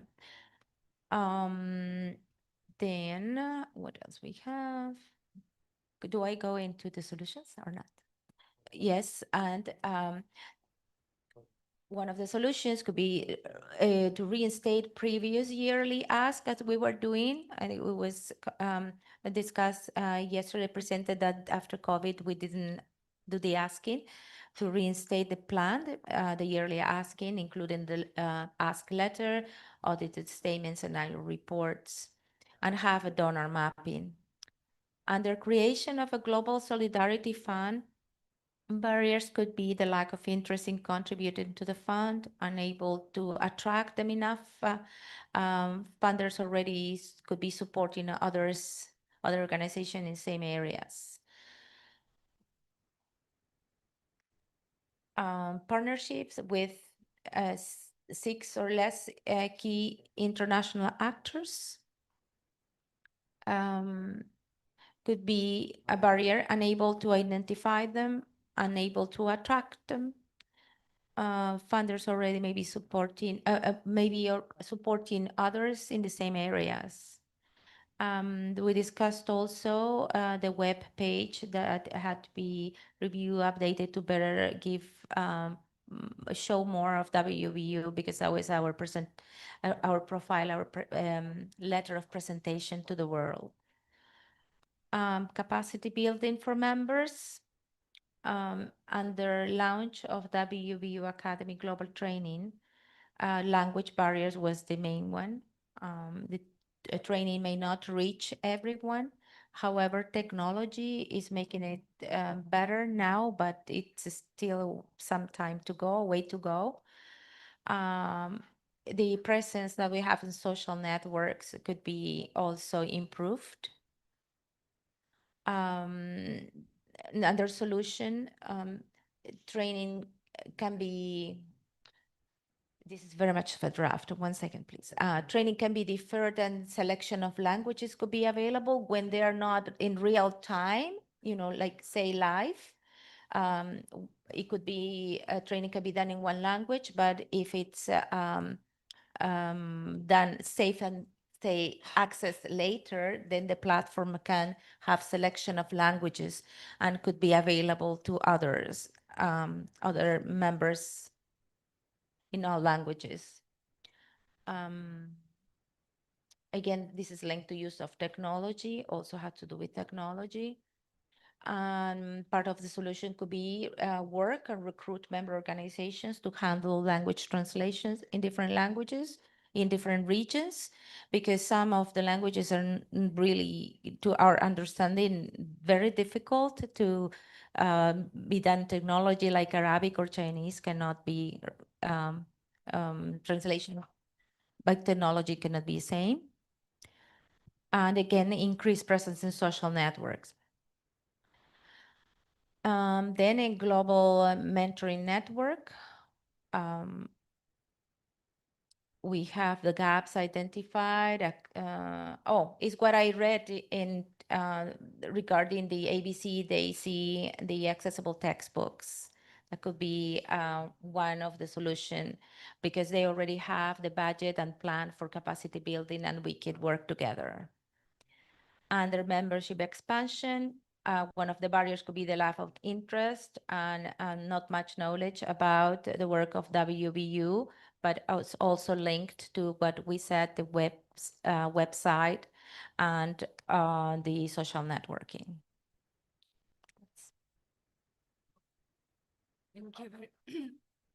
Thank you very much to the group 2. And now we are going with the group 3. Please, Lucia, can you read it? If you want, you can read in Spanish and then in English. Okay, perfect. Okay, I start in English. Impact 4 goes related with global advocacy and partnership for inclusion. The first barrier is the need for financial resources to attend forums and meetings, and the solution could be the development of a fundraising strategy that addresses this need with concrete actions, negotiate with hosts to cover part of the expenses. El impacto 4 es sobre la participación en foros y organismos regionales o internacionales. La primera barrera identificada es la necesidad de recursos económicos para asistir a foros y reuniones, y la solución propuesta es elaborar una estrategia de fundraising en la que se tenga en cuenta esta necesidad y acciones concretas, como podría ser negociar con los anfitriones para que cubran parte de los gastos. The second barrier, we have not yet decided which bodies we want to be part of and which events we want to attend, nor do we know the event calendar or and each contact. The solution for that is a plan an annual attendance at events and update the database of dates and contacts. La barrera 2, no se ha realizado el ejercicio de decidir en qué organismos queremos estar y a qué eventos queremos ir. Ni conocemos el calendario de eventos ni cada contacto, y para ello la solución sería planificar anualmente la asistencia a eventos y actualizar la base de datos de fechas y contactos. The third barrier is representatives needs World Blind Union position papers on each subject prior to attending these meetings to ensure a unified voice. The solution is create a working group to prepare these position papers. La barrera 3 es que los representantes necesitan conocer de forma previa a la asistencia a sus reuniones los documentos de posicionamiento de la Unión Mundial de Ciegos en cada una de las materias para poder mantener una voz única. Y la solución será crear un grupo de trabajo que prepare estos posicionamientos. Barrier number 4 is the lack of awareness by governments and international organizations about who we are. The solution could be develop a specific or communication strategy that defines how and when we want to communicate so that we are recognized and considered. For example, leverage special events such as the Football World Cup and distribute letters to governments. La barrera 4 es el desconocimiento por parte de algunos gobiernos y organismos internacionales sobre quiénes somos. La posible solución sería elaborar una estrategia de comunicación específica en la que se decida cómo y cuándo queremos comunicarnos para que nos conozcan y seamos tenidos en cuenta. Como ejemplo, se han propuesto eventos especiales como el Mundial de Fútbol, al igual que distribuir cartas a los gobiernos en fechas especiales. Now we go to the impact 2 that is related with technological innovation and universal digital inclusion. The first barrier is the need for human resources to deliver the training action proposed in the plan. We have not identified people within the movement who have technological knowledge, and the solution is identify these people and request their support. Vamos ahora al impacto 5, que es sobre la inclusión digital y la relación con las empresas tecnológicas. La primera barrera es la necesidad de recursos humanos para impartir las acciones formativas que se plantean en el plan. No tenemos identificadas a las personas dentro del movimiento que tienen conocimientos de tecnología, y para ello la solución sería identificar a estas personas y pedir su apoyo concreto en esta materia. The second barrier, we have not, problems accessing technology due to the lack of financial resources, and the solution that was proposed is establish programs with technology companies and participate in product testing. La barrera 2 son los problemas de acceso a las tecnologías por la falta de recursos económicos, y la solución propuesta es establecer programas con empresas tecnológicas pudiendo participar en el testeo de sus productos. And the last barrier is the lack of global data to assess the situation and present it to the organizations. And the solution is collect the global data to influence organizations and governments. La barrera 3 y la última es la falta de datos globales para calibrar la situación y presentarla a organismos. Y la solución es recopilar estos datos globales para poder influir con datos claros en organismos y gobiernos. That's all.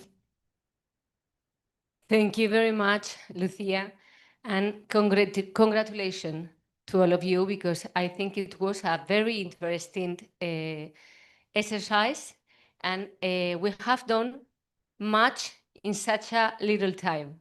So thank you very much.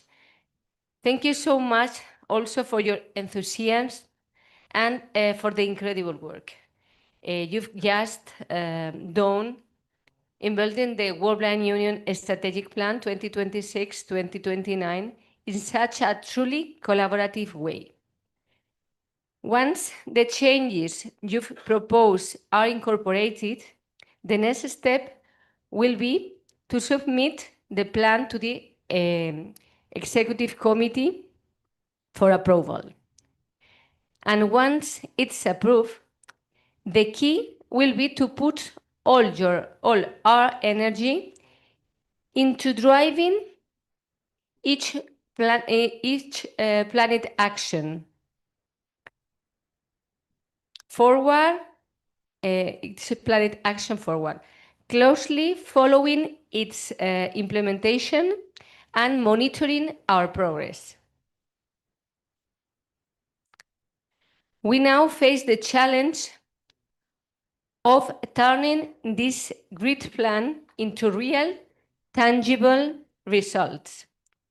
And that will require clarify around who is doing what, along with a disciplined and collaborative pace of work.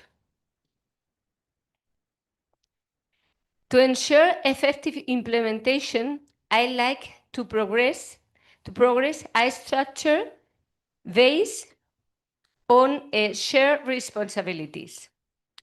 Specifically, each intermediate impact of the plant will have a leadership team made up of one member of the board, one table officer, and at least one regional president. It's true that I think there is a group, a dupla, with only regional president, but we can think that one table officer has to be in two duplas, maybe, or we can think about it later. This co-leadership model ensures momentum, oversight, and accountability, while combining a global perspective with regional expertise. Now I'm going to tell you which is the proposal, okay? For the Impact 1, for the implementation of the Impact 1, participatory governance and inclusive leadership, the dupla will be Moises Bauer and Titi Matsinen. For Impact 2, financial sustainability and strategic alliances, Alejandro Paz and Mar Ricobono. For Impact 3, strengthening the capacities of member organizations, João Foridebra and Gladys Diaz. For Impact 4, global advocacy and alliances for inclusion, Mohamed Ethawi and Apple. That's the group where we don't have table officers. And for Impact 5, technological innovation and universal digital inclusion, Martin Abel Williamson and Mansour Alamezi.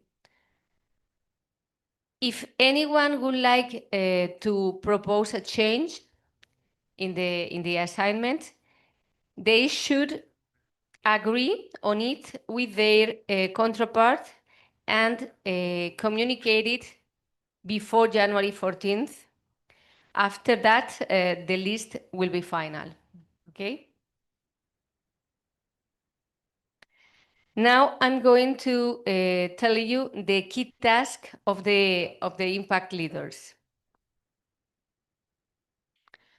For each pair leading an impact area, we've outlined 5 key tasks. These are explained in detail in the documents being circulated. So I'll just highlight them. The first one is drive progress on your assigned impact. In other words, you'll be the driving force, making sure that that part of the plan keeps moving forward. The second one is propose the creation of specific committees and working groups. Each pair will need to send me a proposal by February 15th, including the name of the committee or working group, the mandate, its mandate, and the participants, the name of the participants. The third is coordinate the work of these associated committees or working groups. You'll need to convene monthly meetings, and after each one, prepare a short report using a shared template that we will make and share with you, and send it to the office. Then the fourth one is report quarterly on the execution of your impact. Okay, every quarter you'll prepare a progress report on the action and results for your impact and submit it to the office. And you also will present it during the quarterly officers meeting. And finally, monitor your assigned impact in a comprehensive way. This means regularly checking the key performance indicators, the KPIs, for your impact, and reviewing the evidence of change. If needed, you'll also be expected to propose adjustments or improvements. In short, each pair of leads will be the engine behind an intermediate impact, driving progress, engaging others, and making sure we stay on track.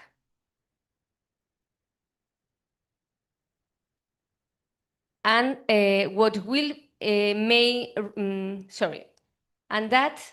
I'm going to share with you what will be my role in this process. I'll be taking on both a facilitating and leadership role.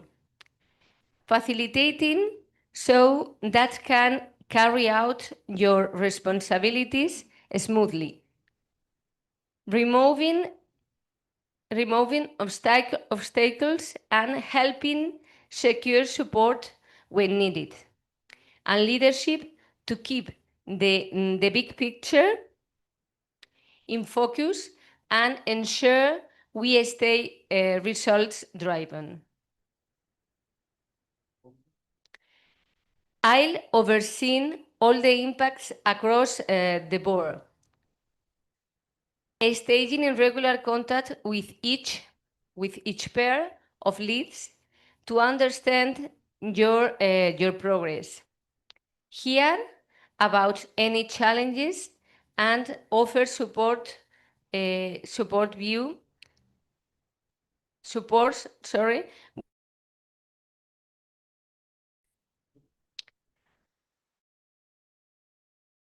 for convening and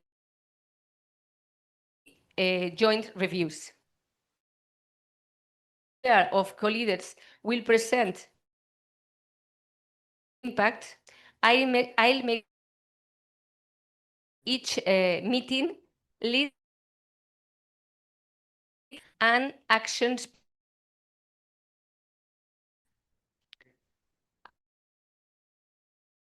the link to the president and providing regular on the overall progress. And finally, I'll be that we stick and maintain our implementation throughout.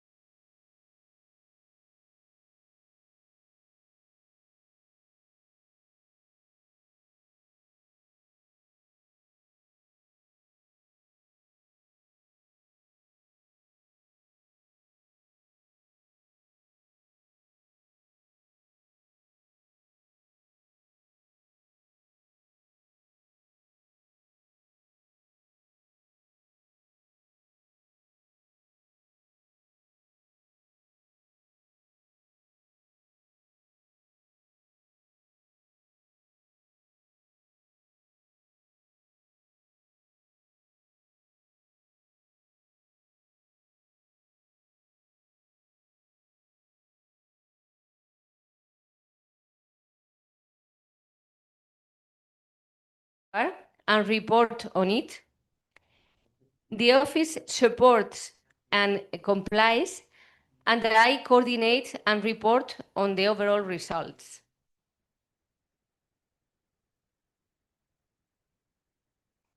Now that we define who will lead each part of the plan and what support will be in place, I want to emphasize something important.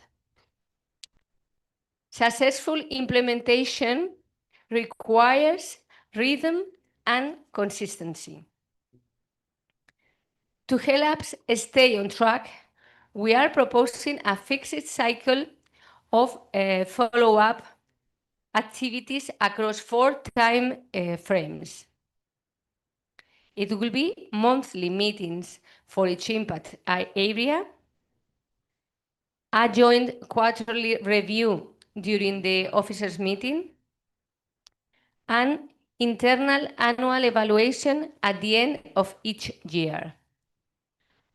And at midterm, external evaluation in 2028. As you can see, we'll have a steady rhythm, 12 monthly check-ins to keep us alert and moving, and every 3 months, a stronger pulse where we come together, reflect, and readjust. And finally, that external perspective halfway through the cycle to ensure rigor, and accountability. At the same time, let's remember that flexibility remains a key principle.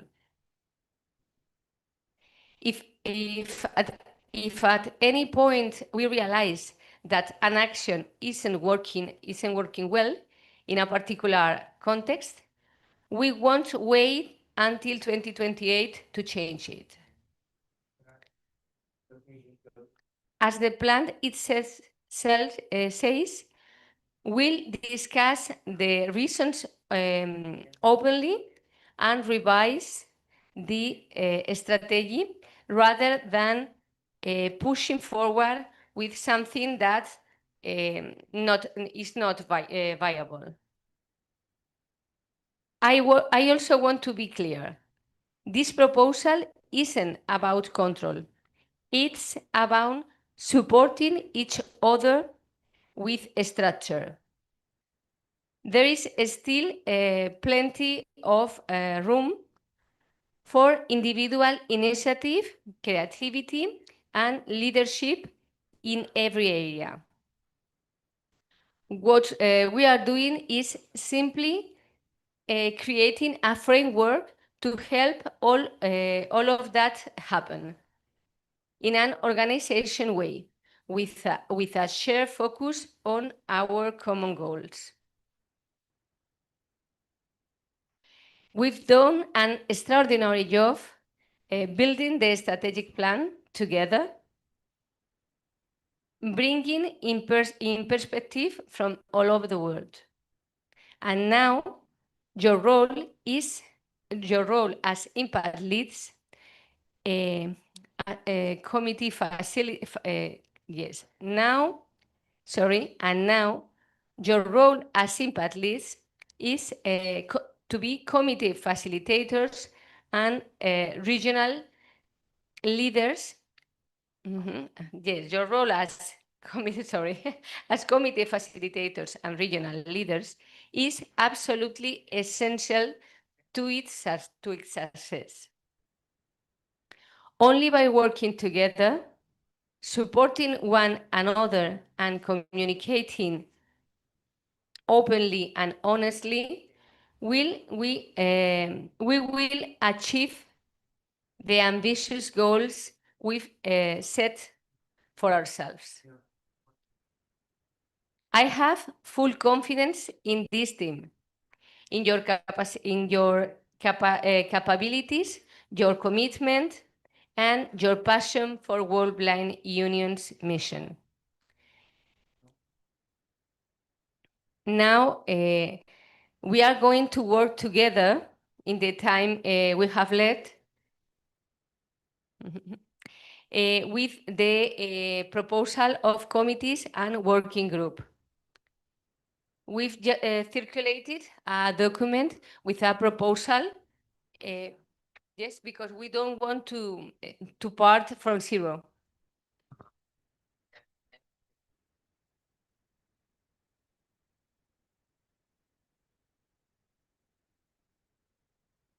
Yes. Okay. Yes. First, I would like to hear from you your suggestions about this proposal, about the proposal of the implementation of the plan.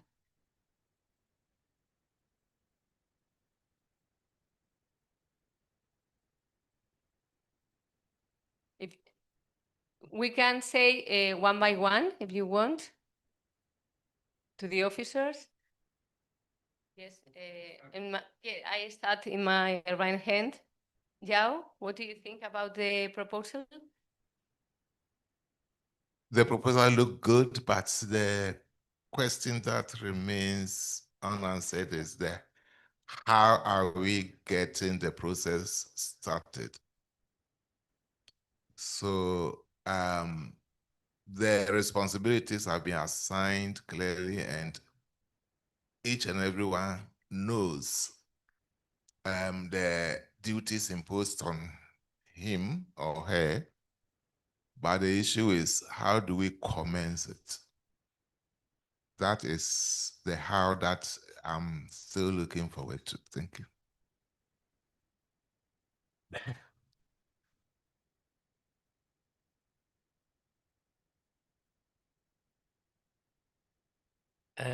Gracias. Yo creo que es un plan muy ambicioso y muy laborioso. Eh, Creo que es importante que todos demos lo máximo para poder realizar a cabalidad y en buena línea el plan. Yo creo que eso nos compromete a trabajar más y creo que sí es muy importante que todos hagamos equipo, cada quien en su rol y que lleguemos a unirnos las fuerzas para poder cumplir el plan expuesto. Yo de mi parte creo que lo haré y trataré la manera de trabajar haciendo equipo.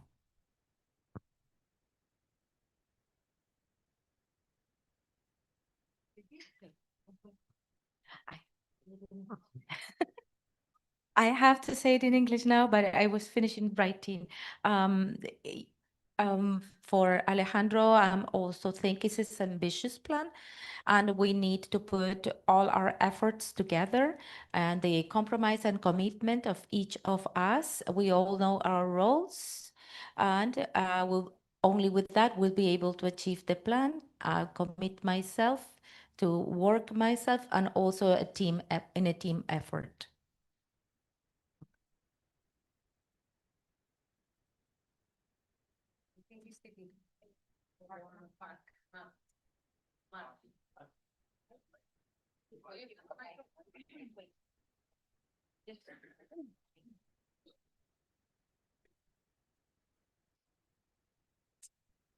I don't know that I have anything to add at this time. I do think that the implementation plan is clear, which is helpful. And I don't have any specific current recommendations regarding working groups. Is that what you were looking for? Does that answer what you were looking for? Yes, no? Yeah, okay. I agree. The plan is clear. It's quite ambitious in terms of time commitments. And I think we'll need a collective effort to find the right people for the different committees. I think each pair will be able to suggest what kind of committees and working groups are required, but who are the correct people to be nominated for those committees, I think is a broader question. At least my networks aren't strong enough for all of that. But I think the instructions are very clear.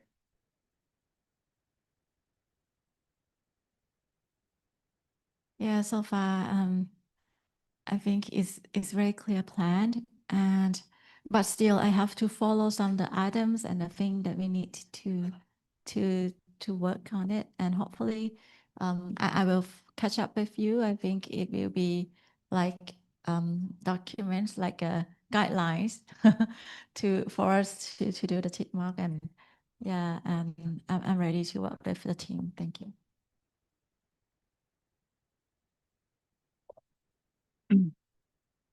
Yeah, the work is very good. Good work was done. And this work has to be owned by all of us, and it should go down to the grassroots, I mean, to the regions, so as to make it more concrete and more implemented. Thank you.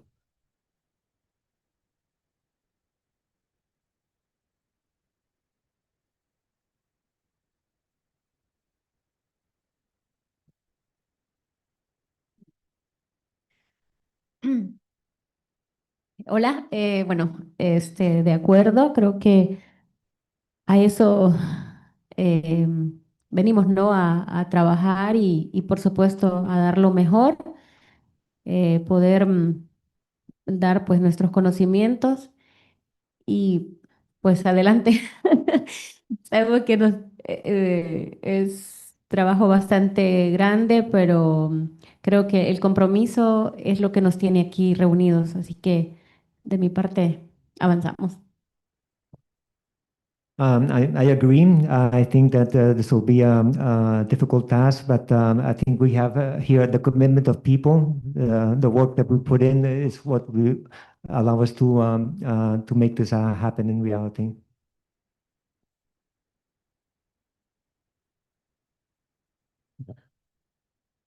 Bien, yo estoy de pleno acuerdo con todo que está presentado. Me parece un cronograma muy bien detallado, con plazos, con fechas o plazos para reuniones e informes.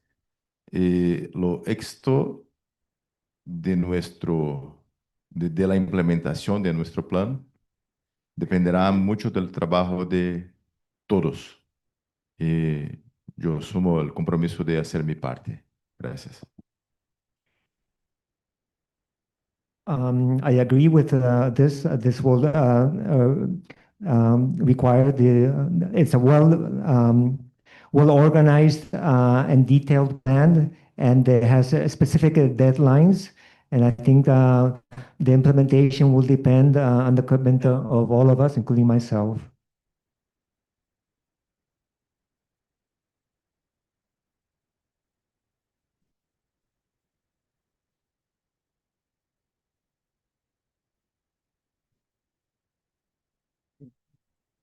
Hi, Martine here. I've got a few technical or a few process questions, but I think I'd rather us go through what Christina have in mind, because I may ask the questions and the answer may be, are we getting to it? So I think there's a lot to do before 15 February.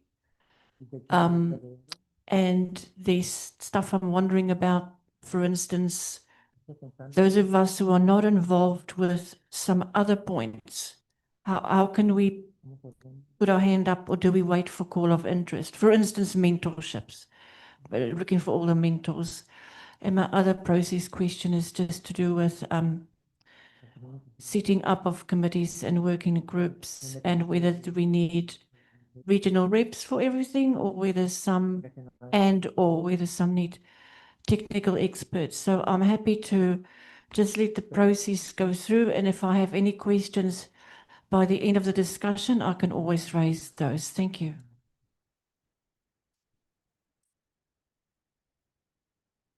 I'm so sorry because we don't have much time.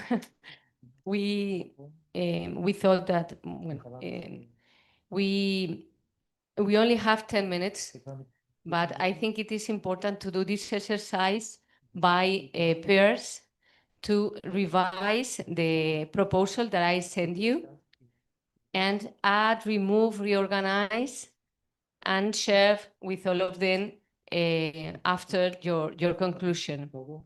If you feel that it is a short time, we can do, you can send it later. You can meet together and do this exercise with more time after Delhi. But if you don't, if you are agree, we are trying to do this exercise now in 10 minutes, and let's see which are the results. The observers can join with the pair that each one wants. Okay. So to facilitate, Lucia, could you please say again the pairs? And if you can join them and put them in a place to work together. Thank you.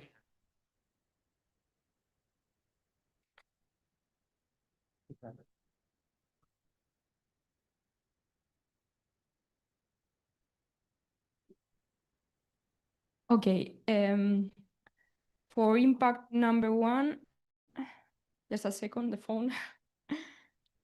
Okay.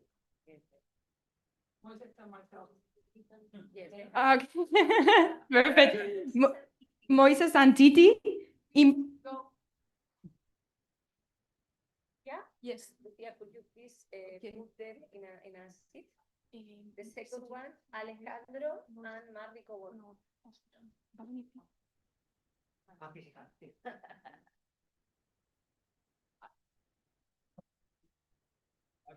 Yes. Alejandro and Mark. The third, Joe and Gladys. Okay. Yes, we can interpreter, please. The forward, Mohammed and Apple, I think. Yes. Apple. Mohammed and Apple. And the last one, Martin and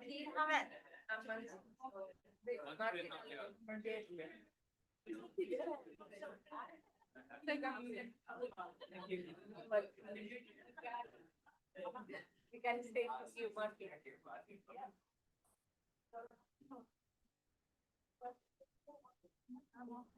Yes. Yeah. All the time.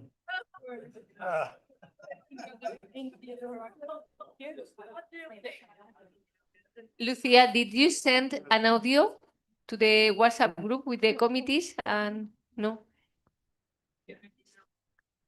With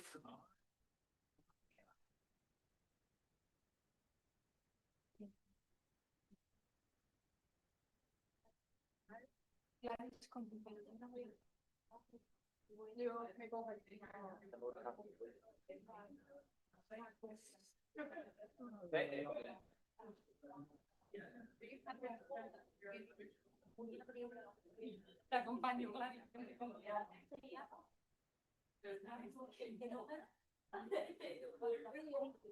Allá vamos.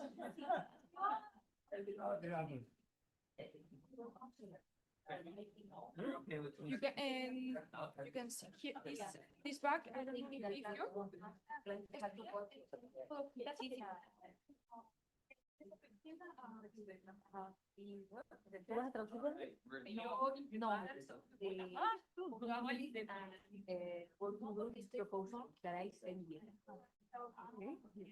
But each one of each impact.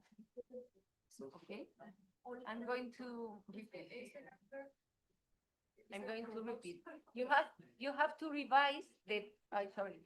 you have to revise the committee and working groups proposal for your impact, only for your impact, okay?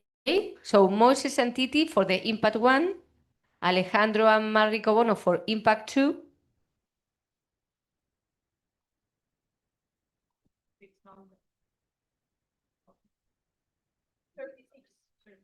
36. 35, 35 and 35. Mohammed and Apple, impact 4, okay? And Martin, impact 5. I'm going with you, Martin.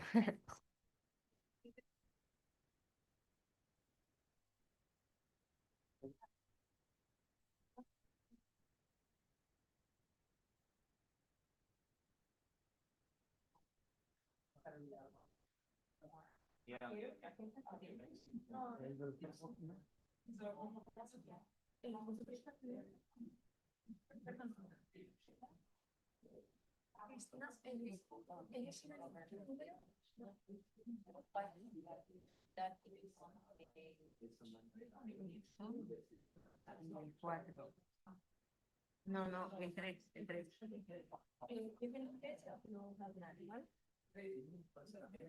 Okay, the proposal for the structure of the committees and working group for the impact number 3, that is over the student member capacity, is training and capacity building the committee. Launched the Worldline Union Academy, developed training models, organized workshops and talks, and trains regular instructor. Sorry. Inside this, there are areas that have to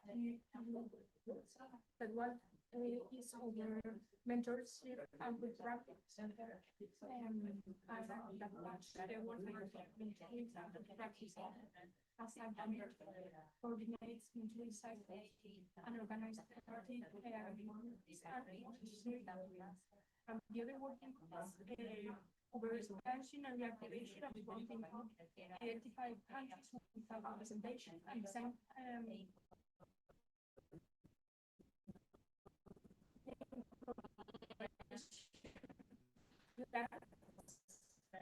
and implement institutional strengthening programs. This is the proposal.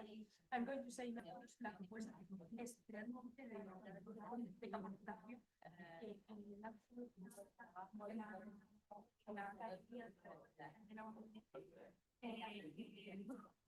desarrollando y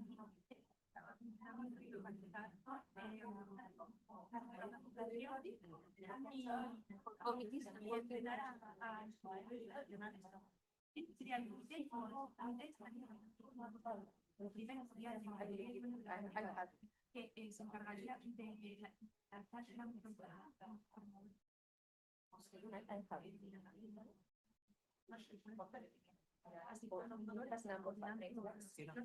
Observer is joining.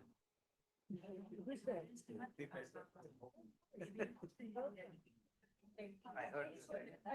I heard. In fact, I will not be coming.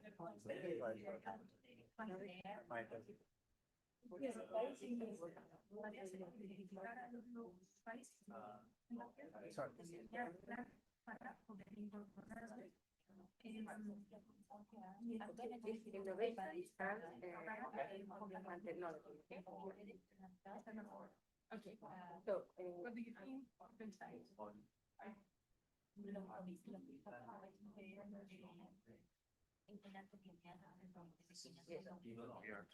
The proposal is to discuss and to meet a technology and digital accessibility for things that, for example, their name or what do you think about that? It's not only about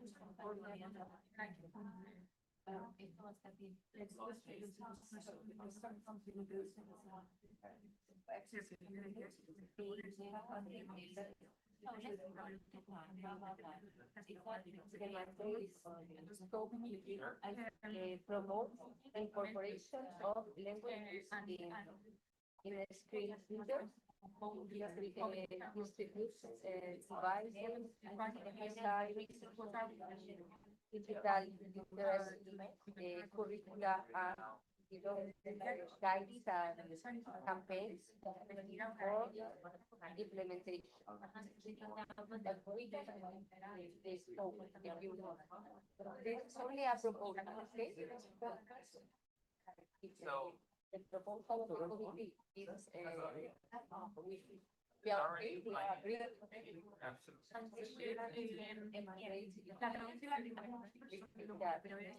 This scope has to be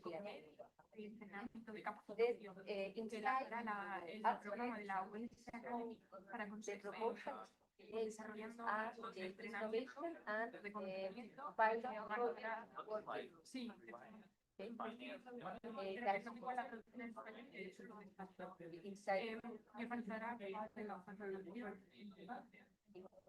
and pilot programs are working. I just read again the first launches the innovation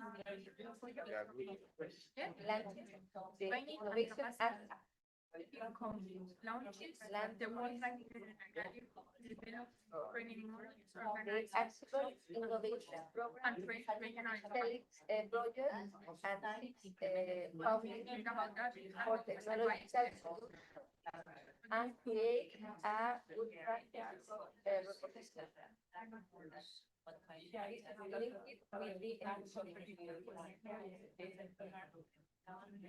The proposal is to give another committee that is accessible innovation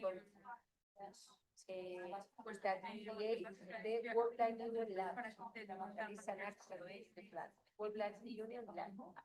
Accessible innovation laboratory organizes forums and competitions, promotes networks of blind developers, and builds partnerships with universities and companies.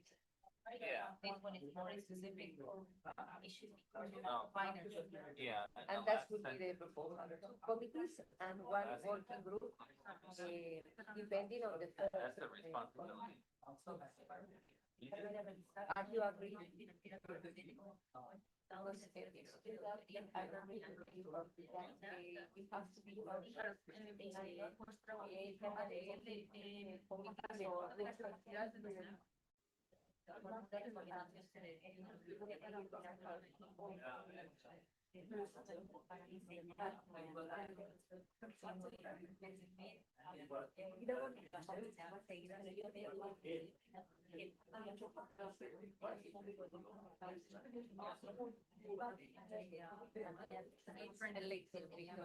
As I told you, we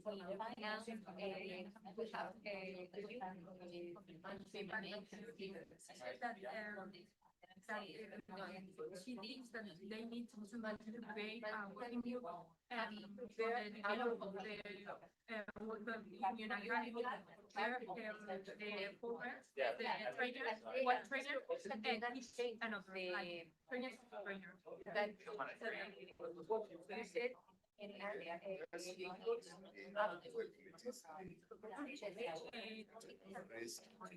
said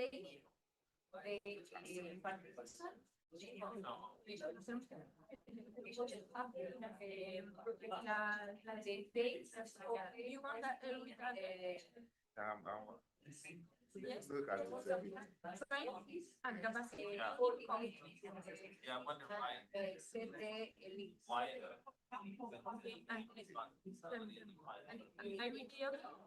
what you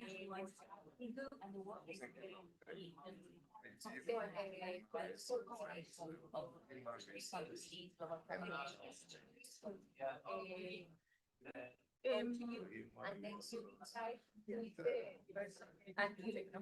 But that's the proposal.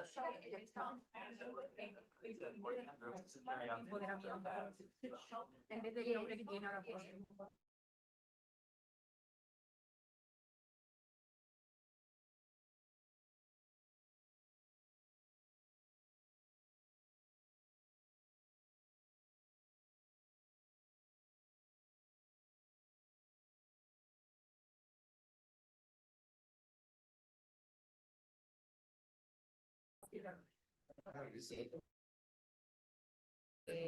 By the right. And I think it is very important that is a work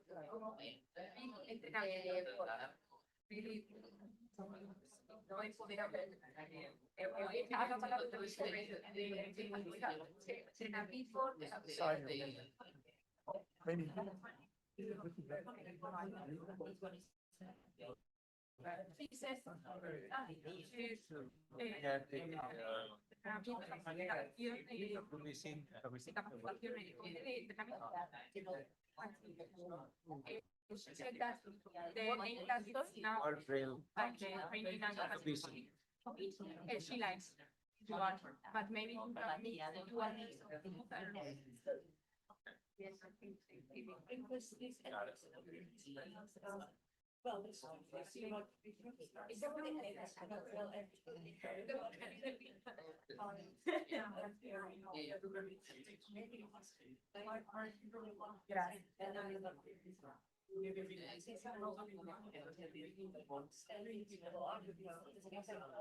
If you want, I can say to you the proposal for international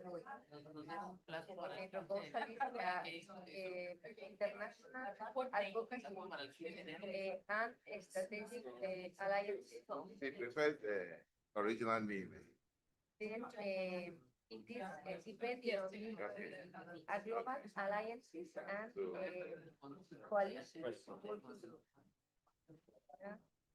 Maybe I can read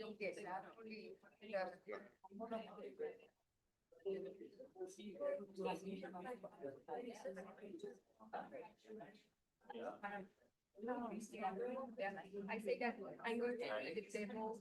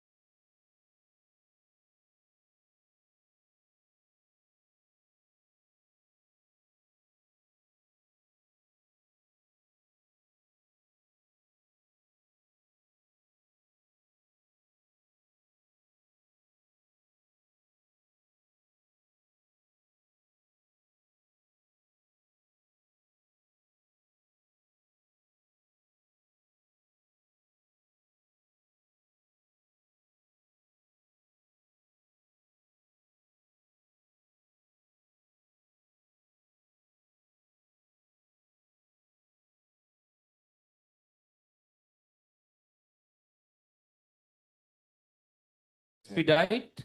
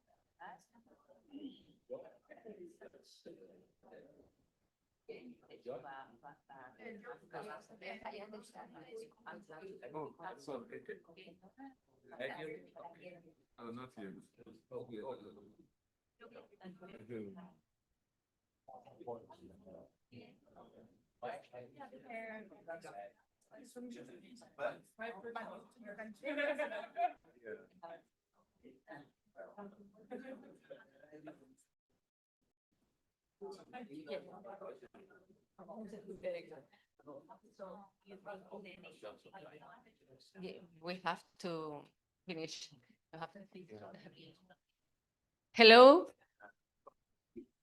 We are we are with a little delay, so please now it's time to share the thought and what you said in the group by pairs, the conclusion. Sorry. So for the I'm going to look for the first pairs for the impact one, Titi and Moises. But I would like, I'm sorry, I would like to say you that I'm aware that it was a short time to see all of that. Don't worry, because you have until February 15th to send me the proposal, okay? We are going to prepare a template for you to send each proposal, okay? So now, Titi? I got it.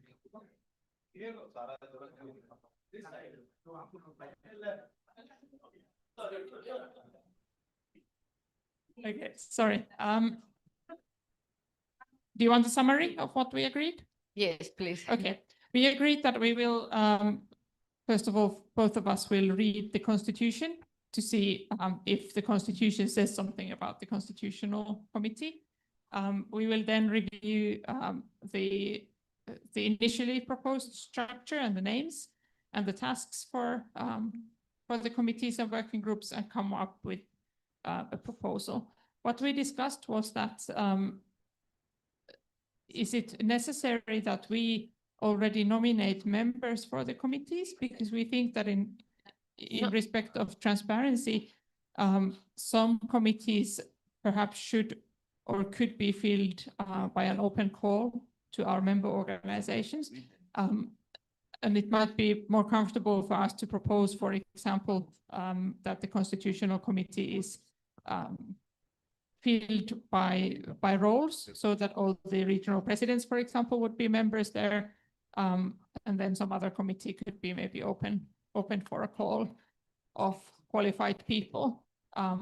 We would not want anybody to be able to say that that the Constitutional Committee was a result of Tutti and Moises nominating their favorites in there, but we would like to ask if it's possible that there would be an open call for member organizations to nominate their best skills in some committees. Okay, thank you. We will send you an email with the template and the deadline to send me the proposal, okay? So now for the second impact, the pair for the second impact, it was Mar Ricobono and Alejandro. Yes. Yes, we had what is proposed here is a Finance and Resource Mobilization Committee. And what they think is, as we're reading that, the last line, it says, reviews financial information such as budgets, financial statements, and audit reports, and make recommendation to WBU leadership, they find that that line belongs specifically to the Finance Committee. So they're proposing to rename that specific for the specific work, Fundraising Strategy and Planning Committee, perhaps, and leave just the top part. This committee, the Fundraising Strategy and Planning Committee, collaborate with the CEO in developing and monitoring the WBU 26 financial plan and in designing and implementing the fundraising strategy, attracting donors, launching global campaigns, and preparing project proposals. So that is more specific. So that's a proposal for that one. Composition of committee members, TPD. And the following, that is membership committee. The committee is already standing committee, so that stays. And the proposal of the working group on membership fees and solidarity fund, also it's okay, they agree with that. And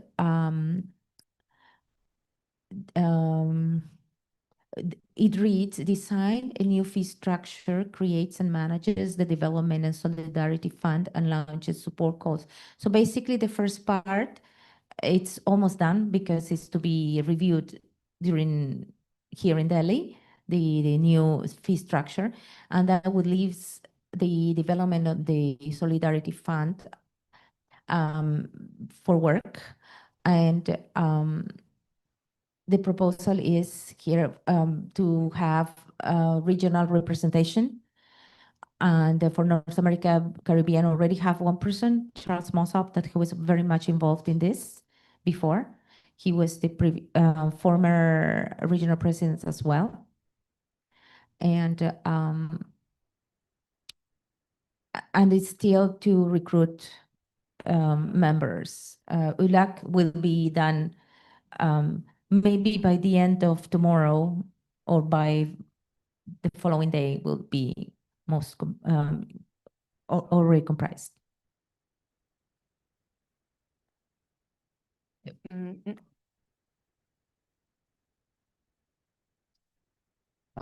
This is Mark speaking. Just a really quick, but I hope important clarification. So the last group just said something about the fee structure, like having been already done, but that is not my understanding of what the strategic plan is proposing. Like, so we did an income classification, right? That is done, but the plan proposes having a brand new fee structure for membership dues. So I don't want there to be any confusion about this.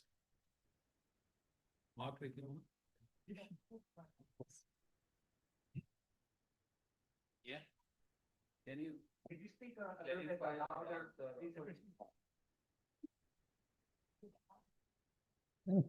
I have nothing to add.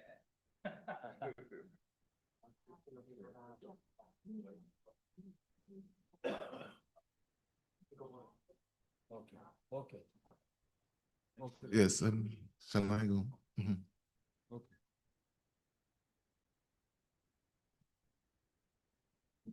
Yes. For the pair of the Impact 3? What? Yeah, the Impact Yeah, and Gladys. Yeah. I think we agree with the capacity training name for the committee.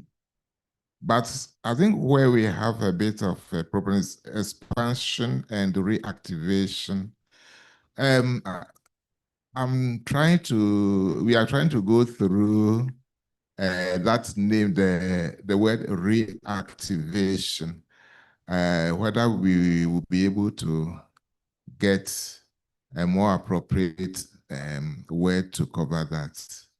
But for the expansion, I think it will be membership expansion and the reactivation. But it's the reactivation that I think we have to think out a more appropriate wording for that.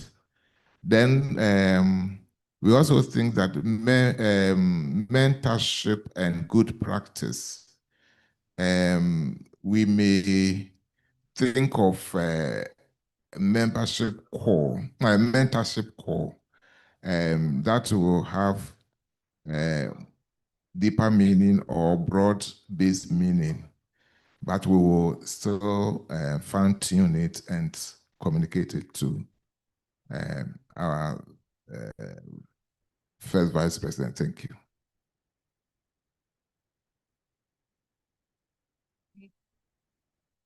Now the pair for Impact 4, Apple and Mohammed.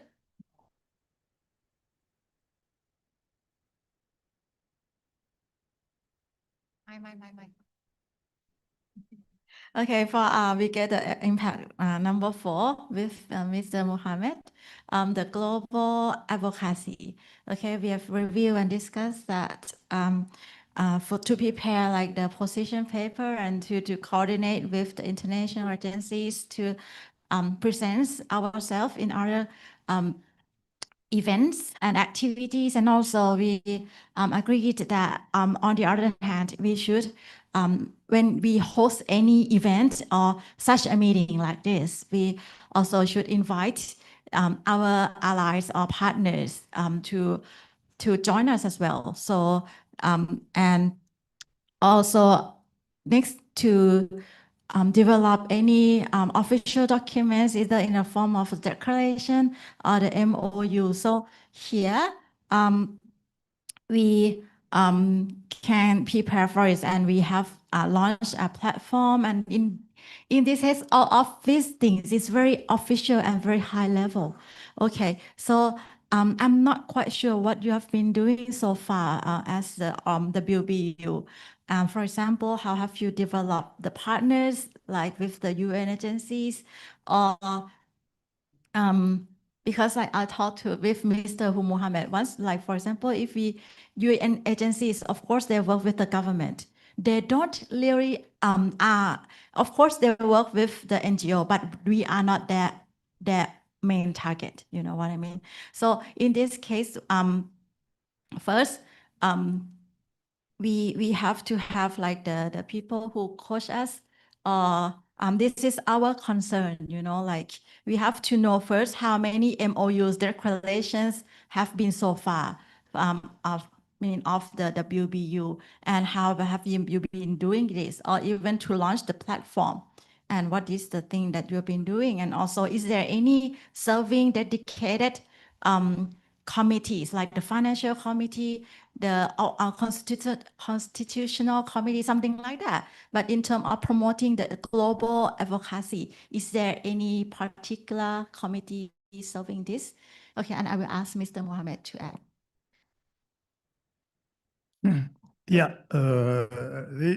these committees should be formed, and they should invite some highly qualified people, either in the government or in the other areas, so as to be part of our work, because we should not only work with ourselves. We should include other people. We should need the help and the assistance of the other people, either financial or with their ideas, because you can influence a government or an organization, but you need to have someone who has the capacity to do that work. We need to be to get people involved with us, and also we should seek any opportunity available to make ourselves present and visible. Thank you. Thank you very much, Mohammed. And now Martin for Impact 5. Okay, yep. In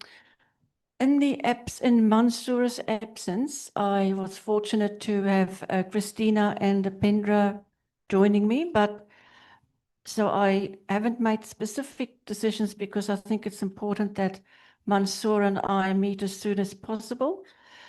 The proposal lists a creation of 2 committees. One is in the area of digital access, I'm summing up here, and the other one to do with technological excellence. And his proposal for one working group within one of those committees. So I think since WBU used to have in the past technological working groups, it will be quite easy to reconstitute them, get new people in, but also get existing people in. The lab is a new suggestion, which means we got to really look forward to linking with blind developers and, you know, not just asking for people to talk about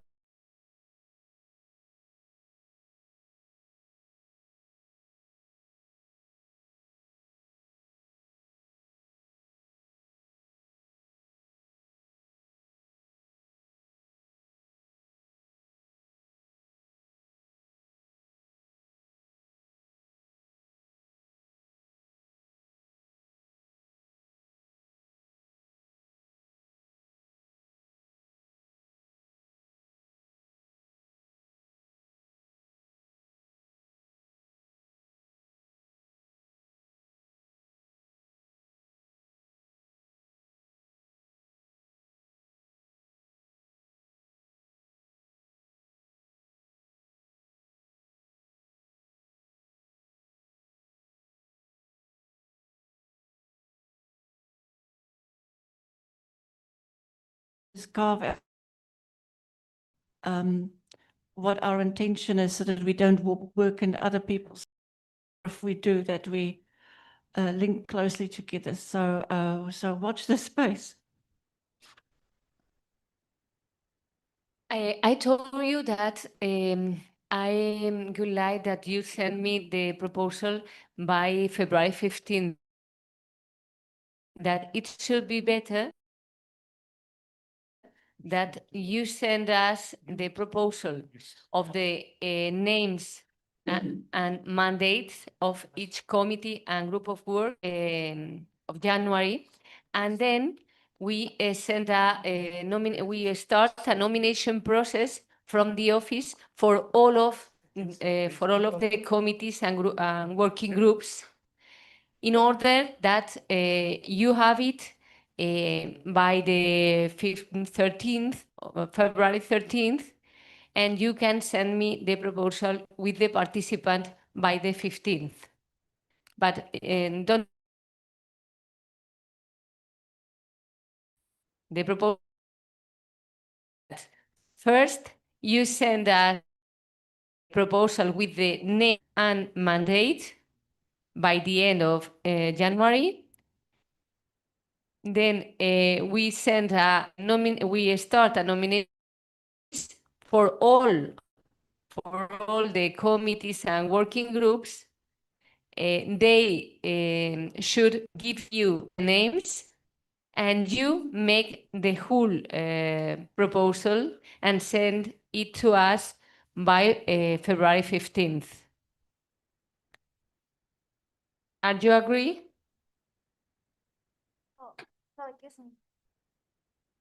Yes, Apple. Moisés? Apple. Una duda. Nosotros podemos sugerir algún cambio en número del grupo de trabajo. Por ejemplo, Yes. el tema de diversidad, hay una propuesta hasta ahora, un comité de diversidad e igualdad, y con 2 grupos de trabajo. Pero la diversidad es más diversa que mujeres y jóvenes. ¿Es tranquilo proponer algo así o? No. Yes, you can propose what you want.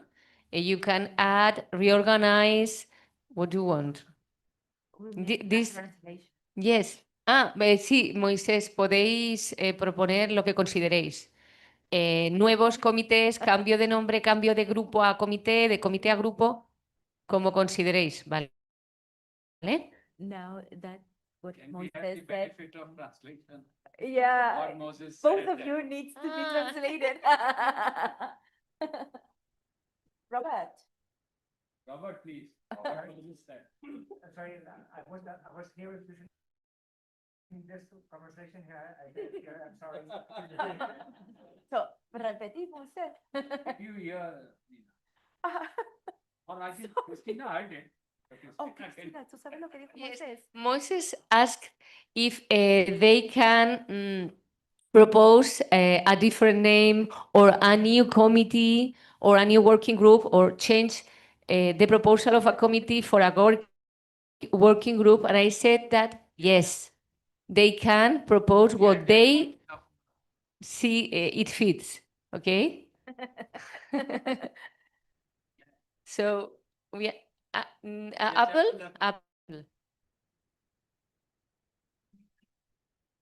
Okay. I just need to be clarified. Like, you said we need to submit the name and of the working group and the mandate, like the draft of what we want to work on it by the end of this month, and then the office the WBU would help us to recruit us, recruit the member, sending the announcement, right? And then we will get the name list together with the contact, and we will review the proposal. Is that correct? Yes. Yes. Thank you. But my proposal is that all the communications, you send all the communication by the office. Yes. Okay? The proposal, you have to send it by the office and they are going to send it to us, okay? To me, in that case. And the nomination process is going to start from the office for all committees and working groups. I think this is more effective. Yeah, and the deadline to receive the nomination. Regions? Yeah. We are going to send you an email, don't worry, with the details, okay? And deadline. Yes, and deadlines. So now I think we have to move forward with the agenda. I think may wait for and then I think he is there, right? He is there. So can you announce? I'm sorry, now we have a tea break and then we are going to move forward with the agenda point about the Braille. In 20 minutes, we will come back. Yes. And that's also for people that are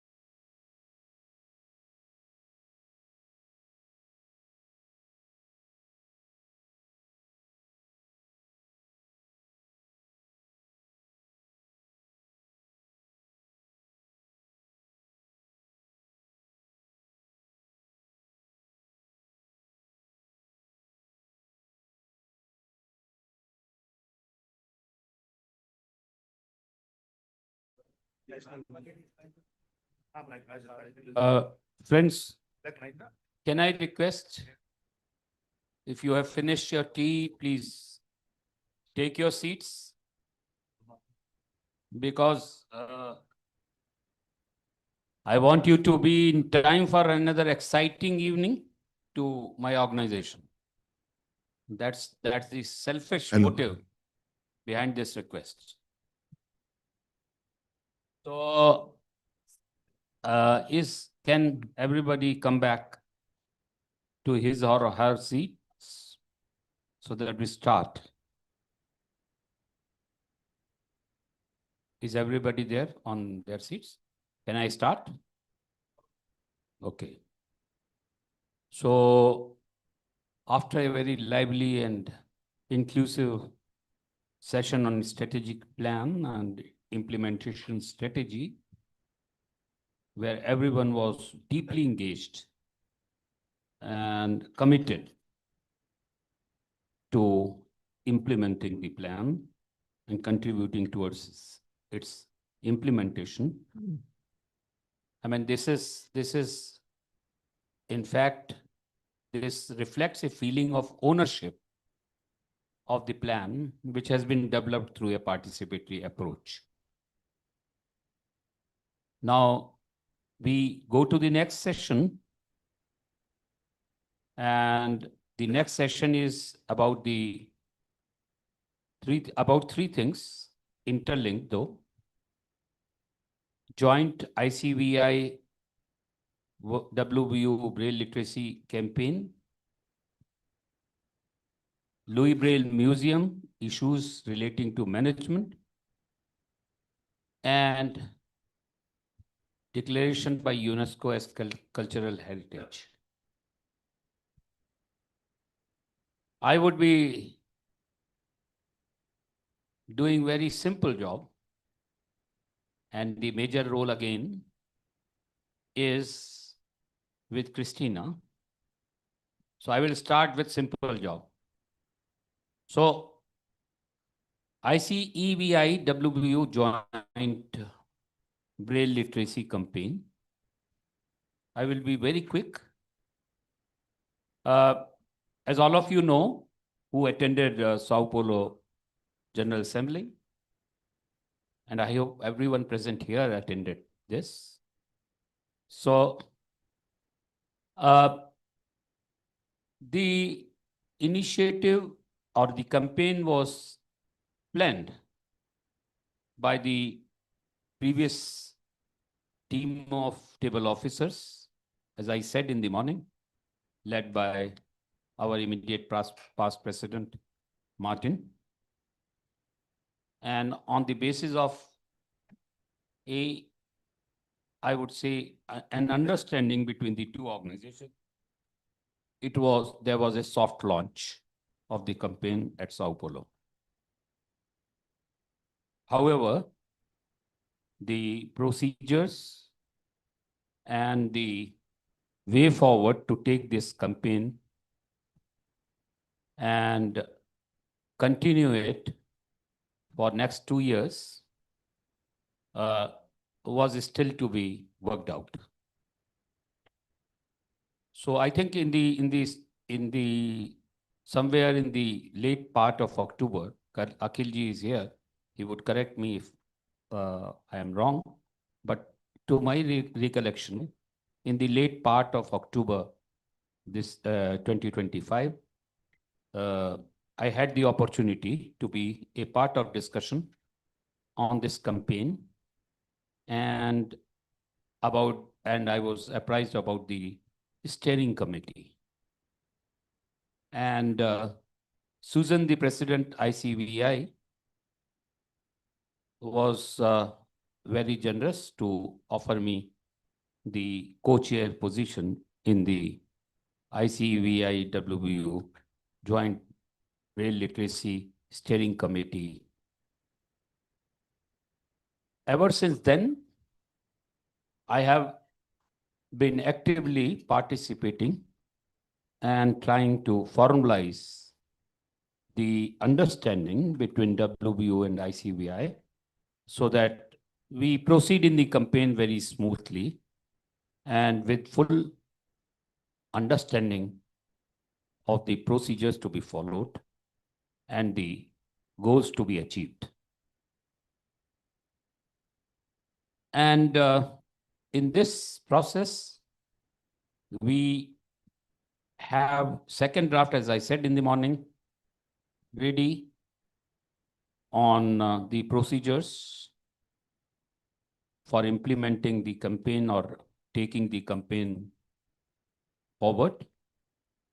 Mark, our CEO, and Akhil Paulji, Vice President ICVI, are on the job of finalizing that arrangement. We also had a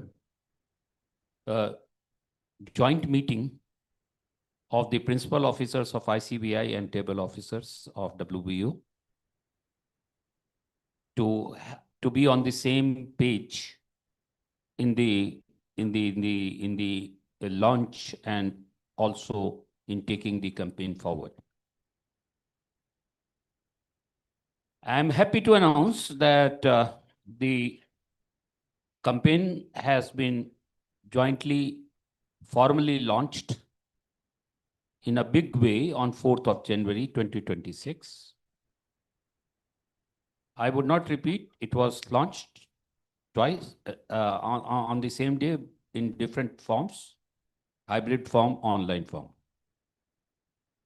And I think we are going ahead. And in the launch that was done in Delhi in hybrid form, we have released a table calendar, inclusive table calendar, which has braille and print side by side. And there is a message which has been signed and written by the Attorney General of India while releasing the calendar, expressing the solidarity with the campaign. I would say that since Titi is also here and she is our esteemed president of EBU, EBU Braille Working Group is very actively participating in this campaign, and convey my thanks to them, to your group, and to you for facilitating the same. I am hopeful that each region will provide its expertise in this campaign. And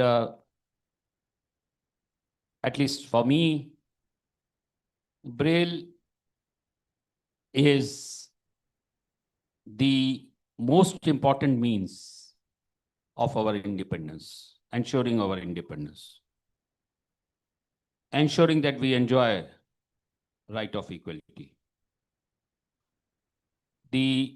As a part of the celebration of 200th anniversary of Braille, invention of Braille, I was fortunate to be in Paris and was fortunate to address the gathering twice.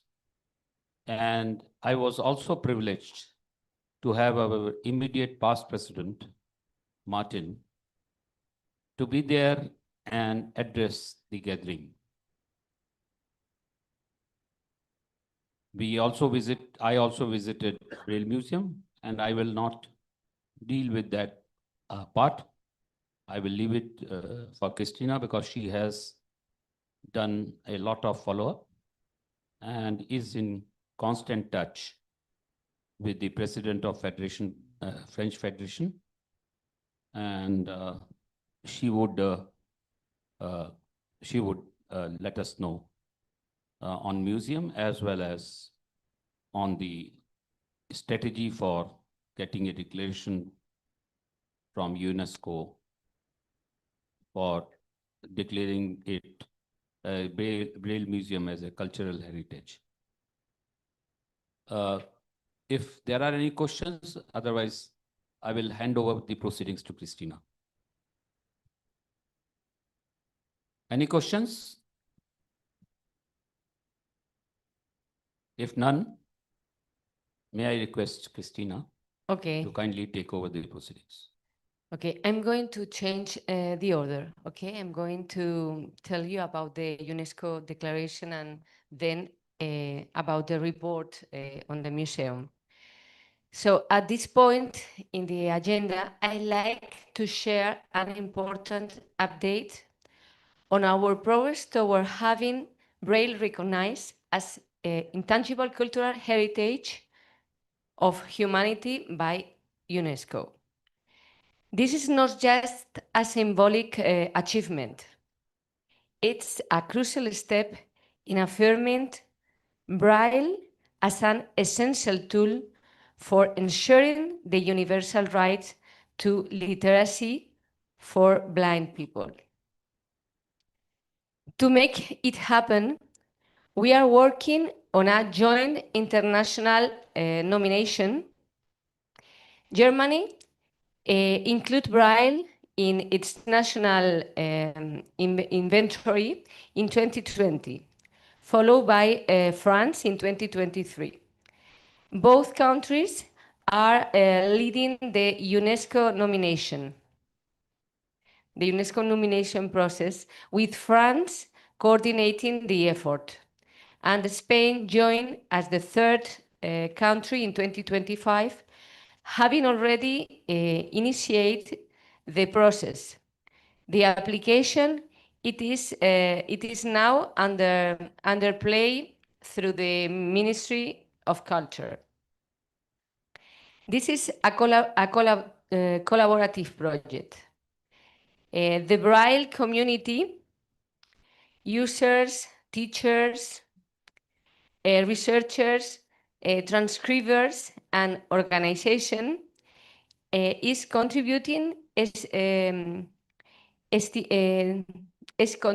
testimonies and materials that highlight the cultural and social value of Braille.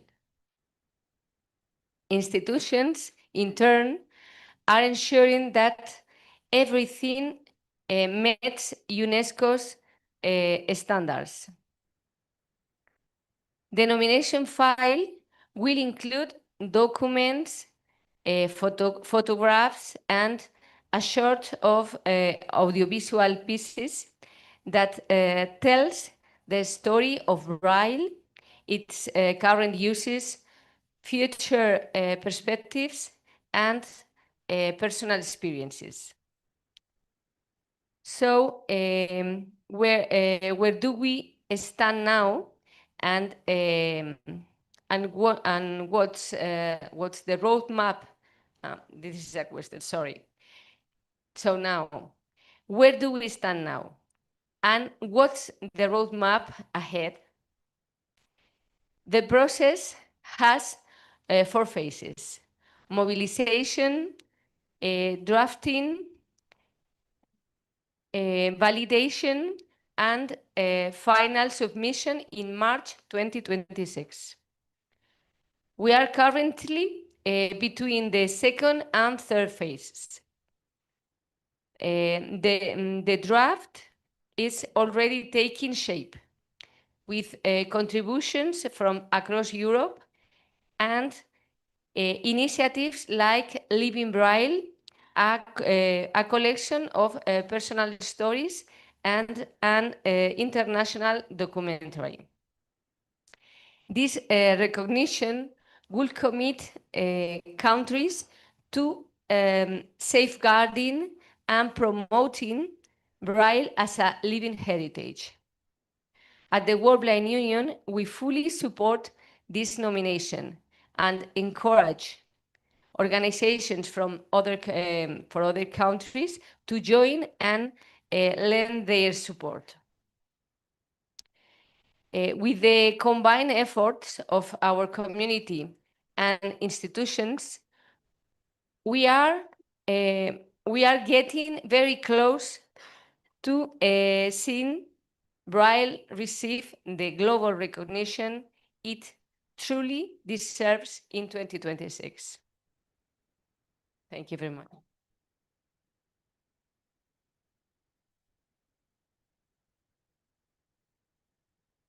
Do you have any question? Yes.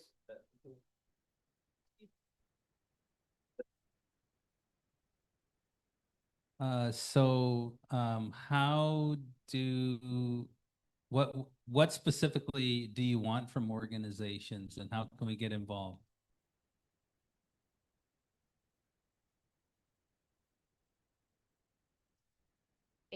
Well, I think the file is on track in this moment, is working, and it will be good that other countries do the same exercise.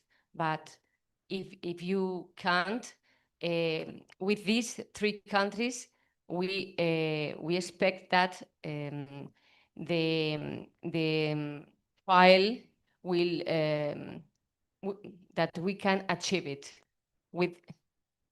What steps? How in what form can other countries which are prepared to join support? What do you expect? How do they go about it? Maybe, yes, maybe TT, because in Europe, EVO is hidden. Yeah, the process is different from the UN conventions, so it doesn't really make a difference if there are 3 countries or 13 countries involved in the process. So it will be filed now in the spring by these 3, and then the UNESCO process takes a year or a year and a half. On the other hand, countries can take steps on national level. So in order to do anything on the UNESCO level, of course, countries can support the pledge on UNESCO level at any point, but in order to be one of those proposing, Braille needs to be recognized officially in the national registry of immaterial heritage on national level.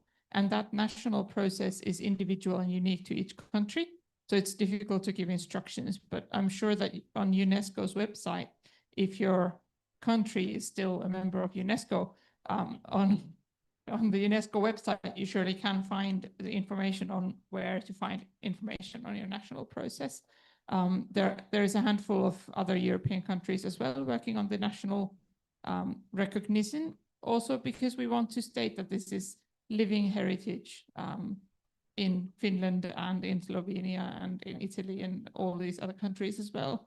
But my understanding is that it's not crucial for the UNESCO process in itself. I'm not sure if Javier knows more, but that's my understanding, that these 3 are filing the paper to UNESCO in the spring, and we don't need to add weight on that. That's it. I don't know, Javier, if you want to add anything. No, just to highlight something, a couple of things that have been said by Titi.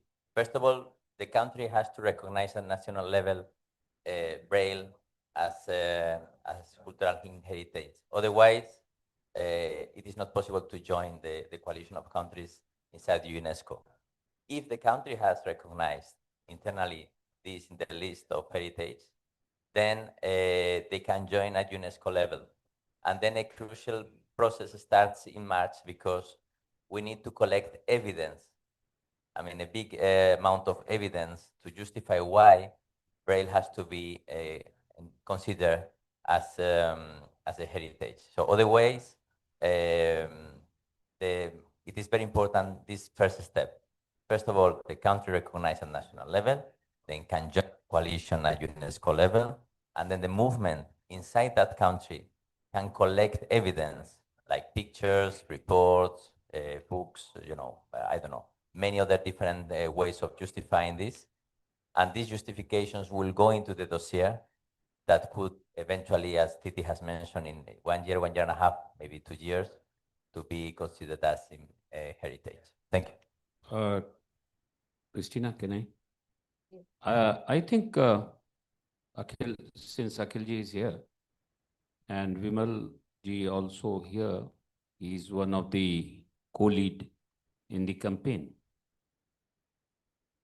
Can we also think as a part of our campaign that our member countries, there are countries which have in fact legally recognized Braille, like India. It's very categorically recognized as the means of communication and education for the blind. So I think we can have several other countries, as Javier has informed us, that for you to support or to be a part of this process, your country should have internally recognized it, right? So there are many. So Akhilji, I think if you could, you could say, give your input. That's my thinking. Hearing this initiative. Titi? Thank you, Rungta Sab. Absolutely right. And I think we can find out the process. If there is a letter to be written, if there is a template, we can circulate among our country members who can, on regional members, who can also write, who have recognized Braille, as you said, in their country, at the country level. So we can join your campaign of writing to UNESCO and become a collaborator there.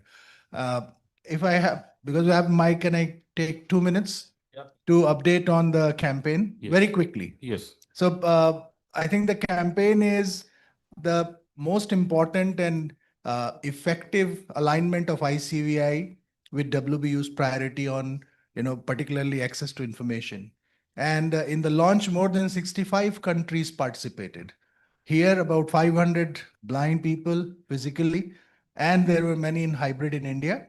In the global launch, there were about 65 countries. I think it's pertinent to mention our collaborators. Apart from European Blind Union Braille Working Group, we have the International Council for English Braille. We have Accessible Books Consortium. We have Brailleist Foundation, Clover Nook Center, and the DAISY Consortium as our collaborating partners for the campaign, joint campaign. And the campaign is about 3 focus areas. One is advocacy and media. Second is information resources, and third, Braille research. And there are working groups.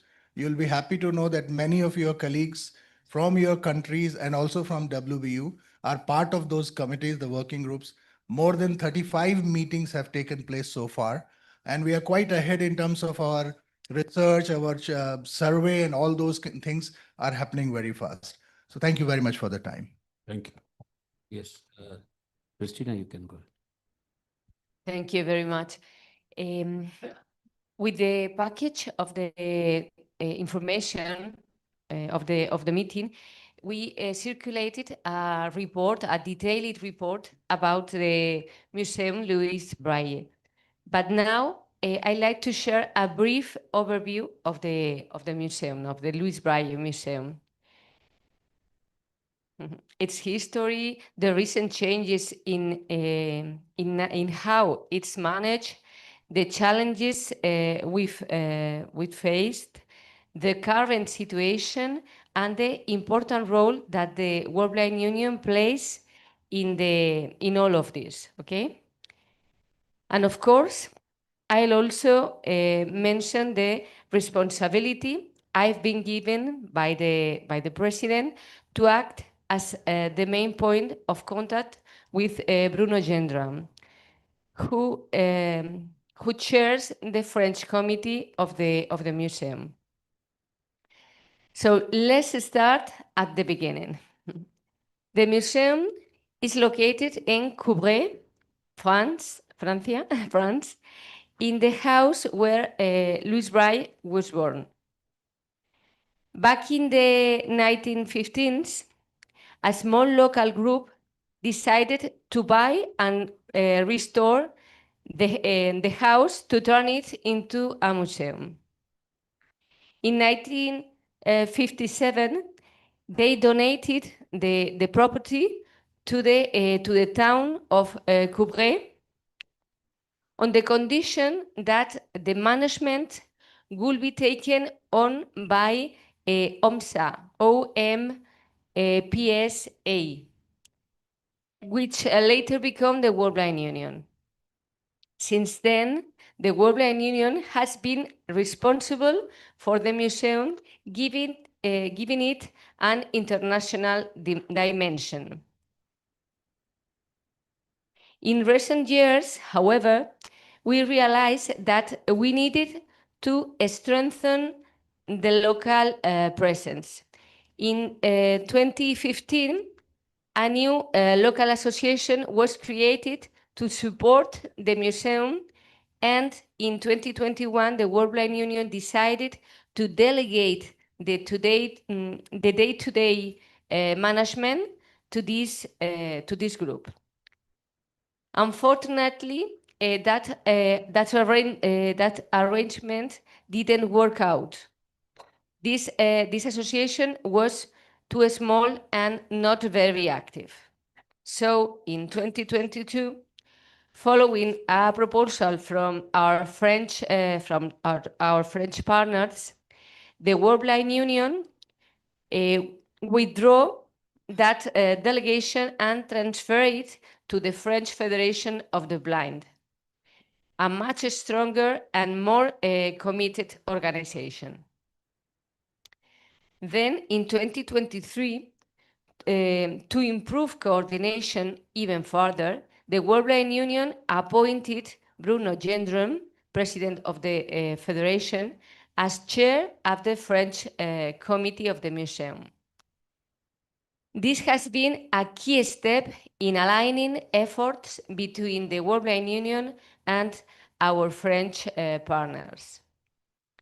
Throughout this process, we identified several challenges. The lack of a strong local structure to access public funding. Weak coordination between stakeholders. Limited accessibility of the museum's historical archives, which ironically were not accessible to blind visitors. Yes, and a lack of international visibility. To address all of this, in 2024, the Louis Braille Public Interest Group, the GIP, was created. This is a French legal structure that allows shared management between the town council, the federation, and other partners. The mayor of Coubray is the president of the GIP, and Bruno Gendron is the vice president. This new structure has brought stability, more resources, and a more ambitious vision from the museum. Thanks to the GIP, the museum has secure funding for restoration through the French Heritage Lottery, and work is already underway to improve accessibility and the visitor experience. There is also a strong push to give the museum a real international profile, with global events, visits from international delegations, and a campaign for Braille to be recognized by UNESCO as intangible cultural heritage. As for the World Blind Union, we continue to play a vital role. Our responsibilities include safeguarding the museum's mission to preserve and promote the legacy of Louis Braille, participating in governance through the GIP and the French committee, also promoting universal accessibility, supporting international events and partnership linked to the museum, helping to ensure the museum's financial sustainability, and also ensuring that all actions align with our values and stepping in when needed to resolve conflicts or strategic issues.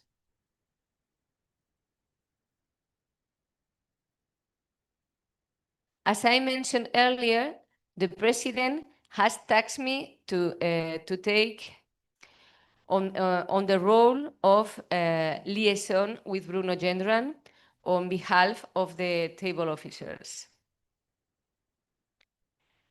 I take on this responsibility with a full commitment and the intention of building a strong and lasting bridge between the World Blind Union and our partners in France. To sum up, the Louis Braille Museum has grown from a local initiative into an international project with great potential. We now have a solid foundation, but there is still work to do. With your support, I believe we can ensure that this museum becomes not only a place of memory, a living center for promoting Braille and inclusion around the world. Thank you very much. I don't know if it is any question about it. Yes? Comments? If none, we now go to your Deborah, our second vice president, for his thoughts, presentation on communication, both internal and external. Thank you, Mr. President. Time has gone fine. I realize fatigue is taking the better part of many of you, so I will be fast. Yeah. So my task is to give you a brief on internal and external communications as captured or projected in the strategic plan. The WBU strategic plan 2026-2029 provides a comprehensive roadmap for advancing the full inclusion of blind and partially sighted people amid global challenges, including funding cuts, rights regressions, and the transition to the post-2030 development agenda. Communications, both internal and external, are not explicitly named as a standalone strategic objective, but are woven throughout the plan as essential enabler of all 5 intermediate impacts. Effective, accessible, and inclusive communication is critical to achieving participatory governance, financial sustainability, member capacity building, global advocacy, and technological innovations. This brief proposes a communications framework directly aligned with the plan's final impacts, intermediate impacts, results, and key actions. So some recommendations are made. So the recommendations focus on establishing direct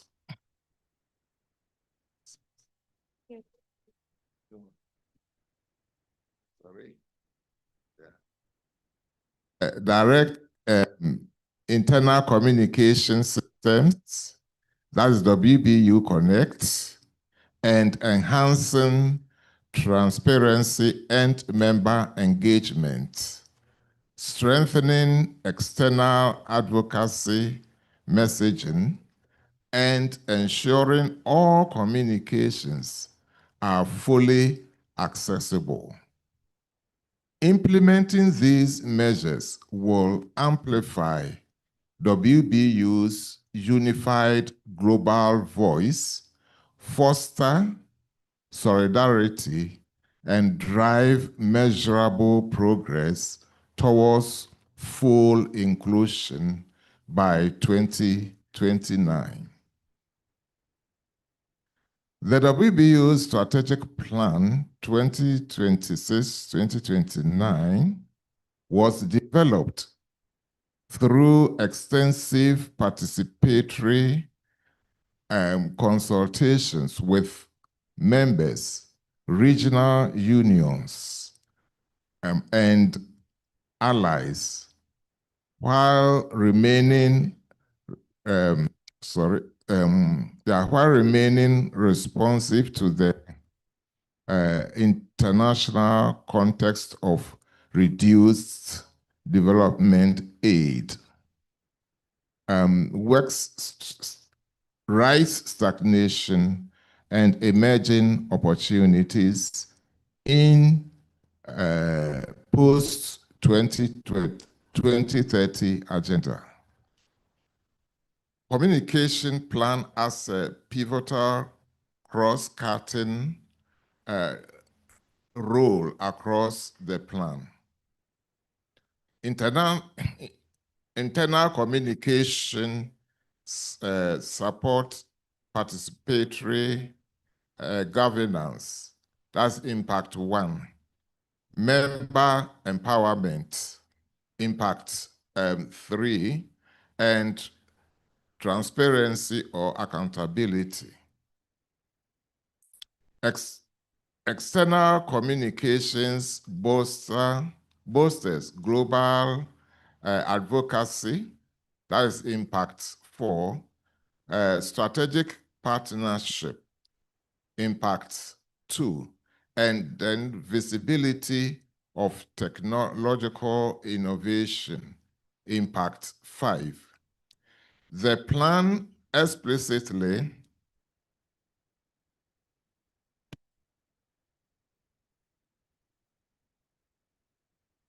calls for new communication tools and practices, such as an accessible online platform, quarterly bulletins, improved external messaging for campaigns, and multilingual repositories. These elements must be prioritized to ensure the WBU the WBU operates as a cohesive, transparent, and influential organization. Key challenges in the communication identified in the plan include limited flow of information between leadership and members, hindering trust and participation.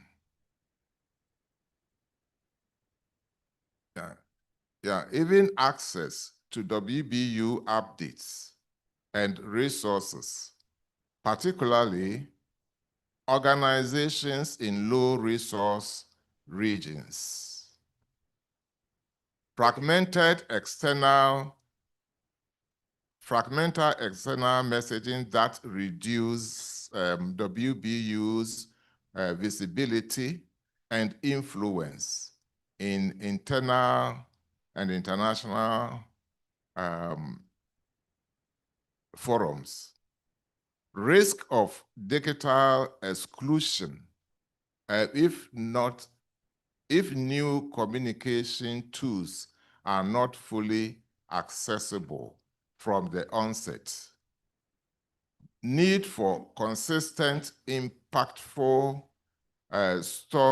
storytelling to attract new donors, allies, and media attention amid funding shifts.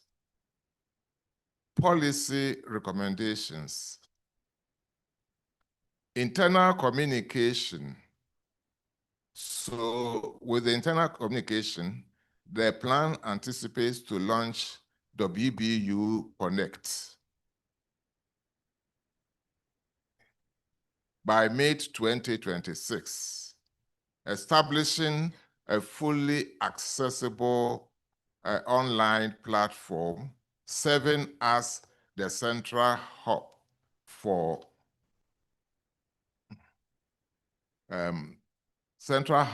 member internal sharing, discussion forums, documentary repositories, and feedback mechanisms. Sorry.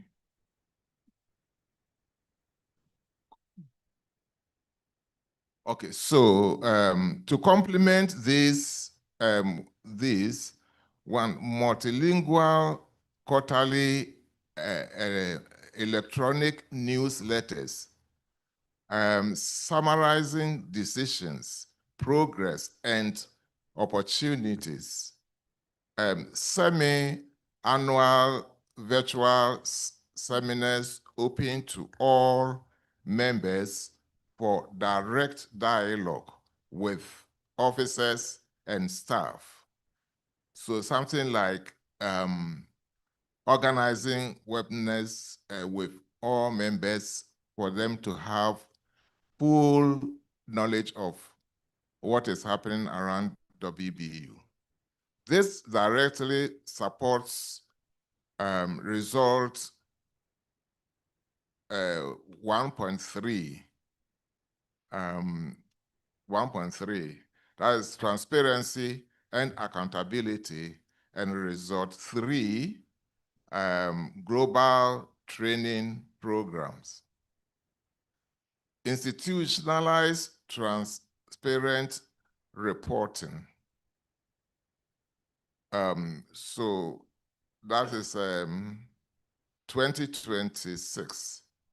Publish accessible quarterly bulletins and annual strategic plan progress reports. So that is 1.3. Then share minutes of all governing board meetings promptly. Implement an annual member satisfaction survey on communication and transparency. Support capacity building and knowledge sharing. Integrate communication tools into training materials, practical guides, and thematic community of practice. Include user, excuse me, yeah.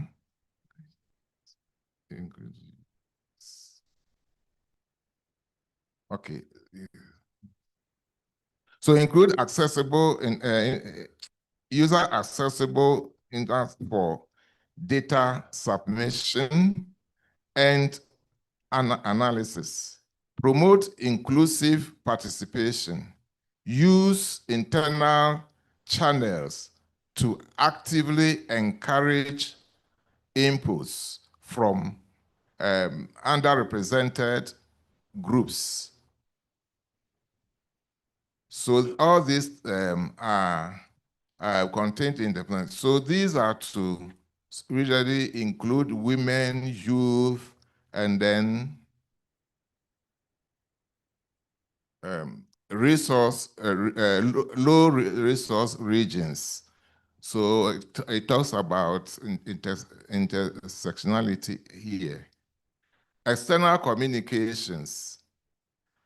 External communications focus on amplifying advocacy, building partnerships, and raising WBU global profile.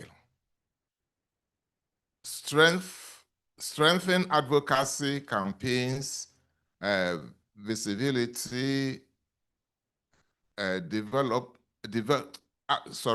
strengthening advocacy campaigns, visibility, develop a unified external communication strategies by early 2026 to support global campaign efforts. These include consistent branding and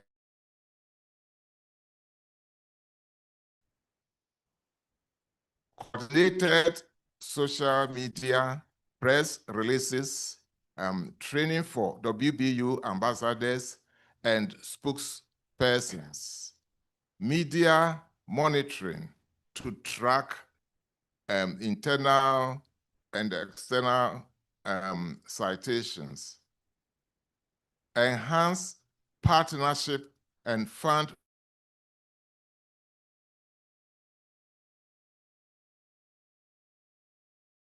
annual reports, impact stories, and financial summaries tailored for donor and allies. Launch targeted communication for the resource mobilization strategy, highlighting joint achievements to build trust and attract new funding sources. Promote technological innovation. Use use external channels to showcase the accessible, innovative programs, online reporting.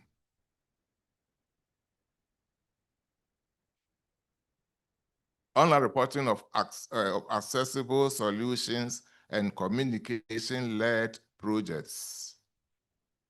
Then position WBU as a thought leader in inclusive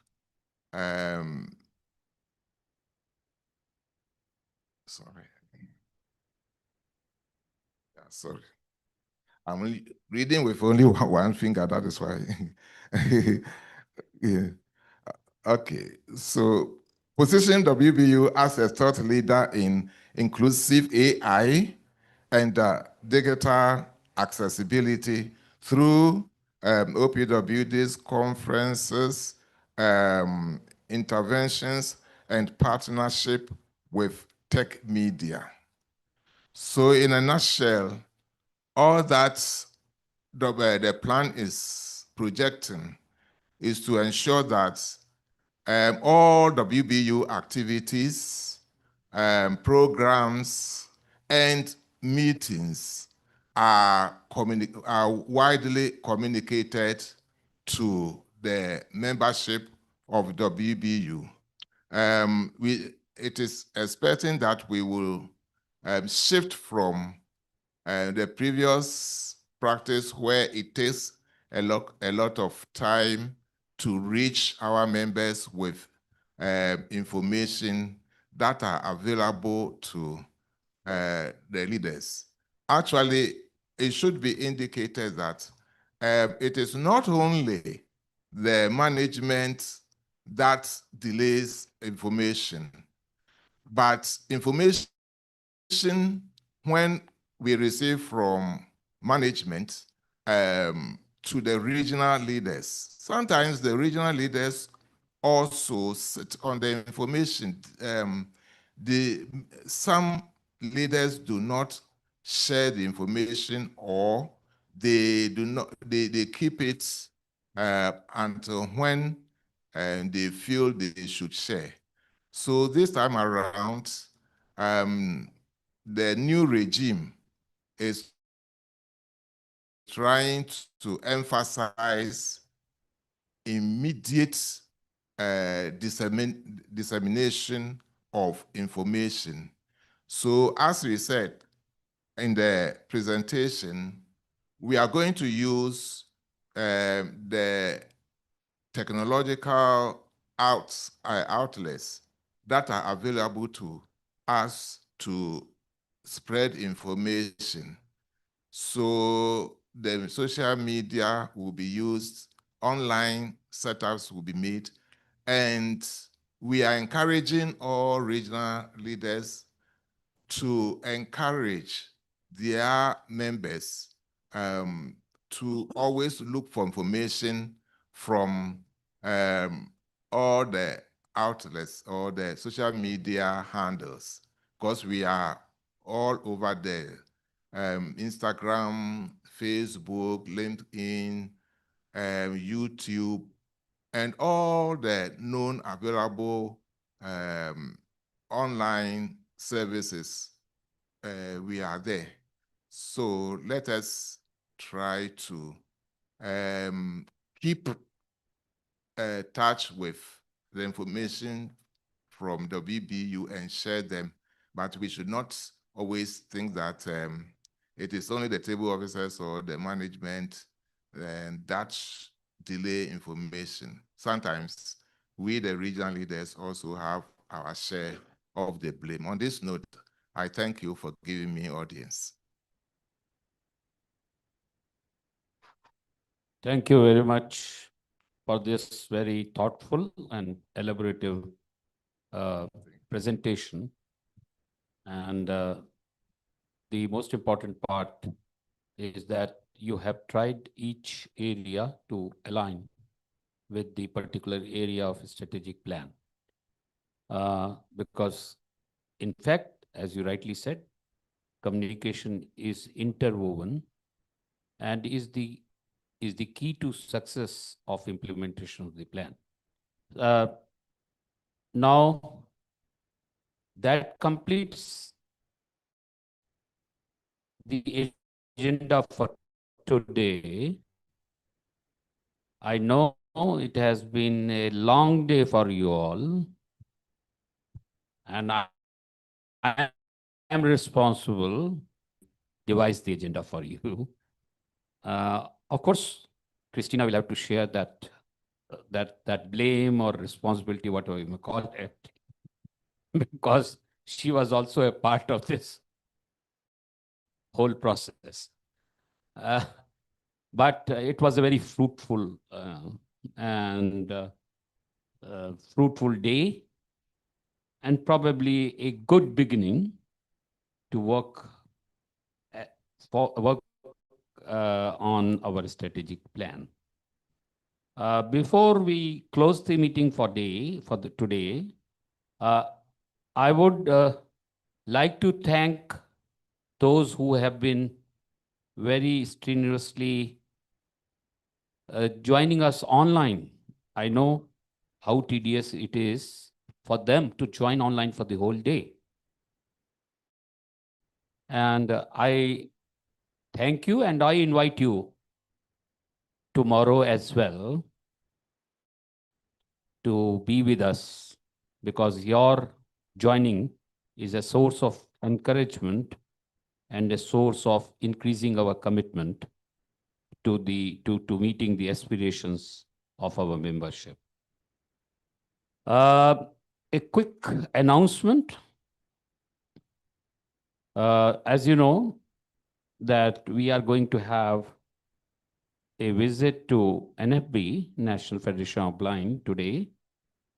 We will have an eventful evening in NFB, which will be made up of cultural program, interaction, to give you some broad idea of where India is in the areas of education, employment, youth participation, sports, and also one of us, and I would request, again, making it a long day for Christina,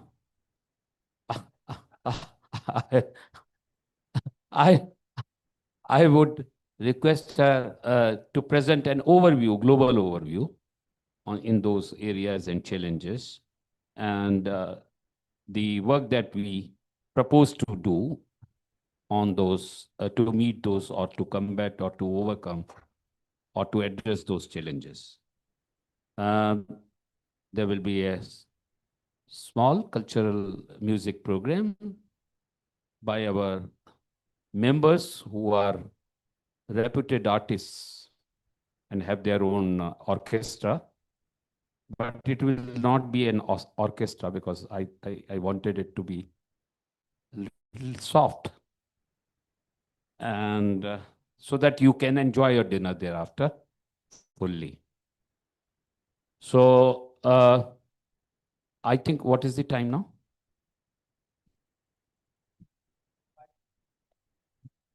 5 o'clock. Can we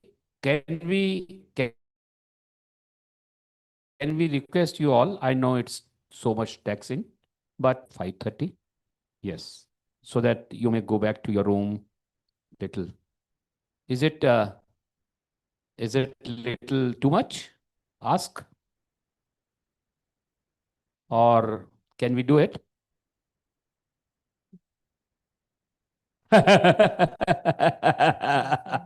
I would not join you there.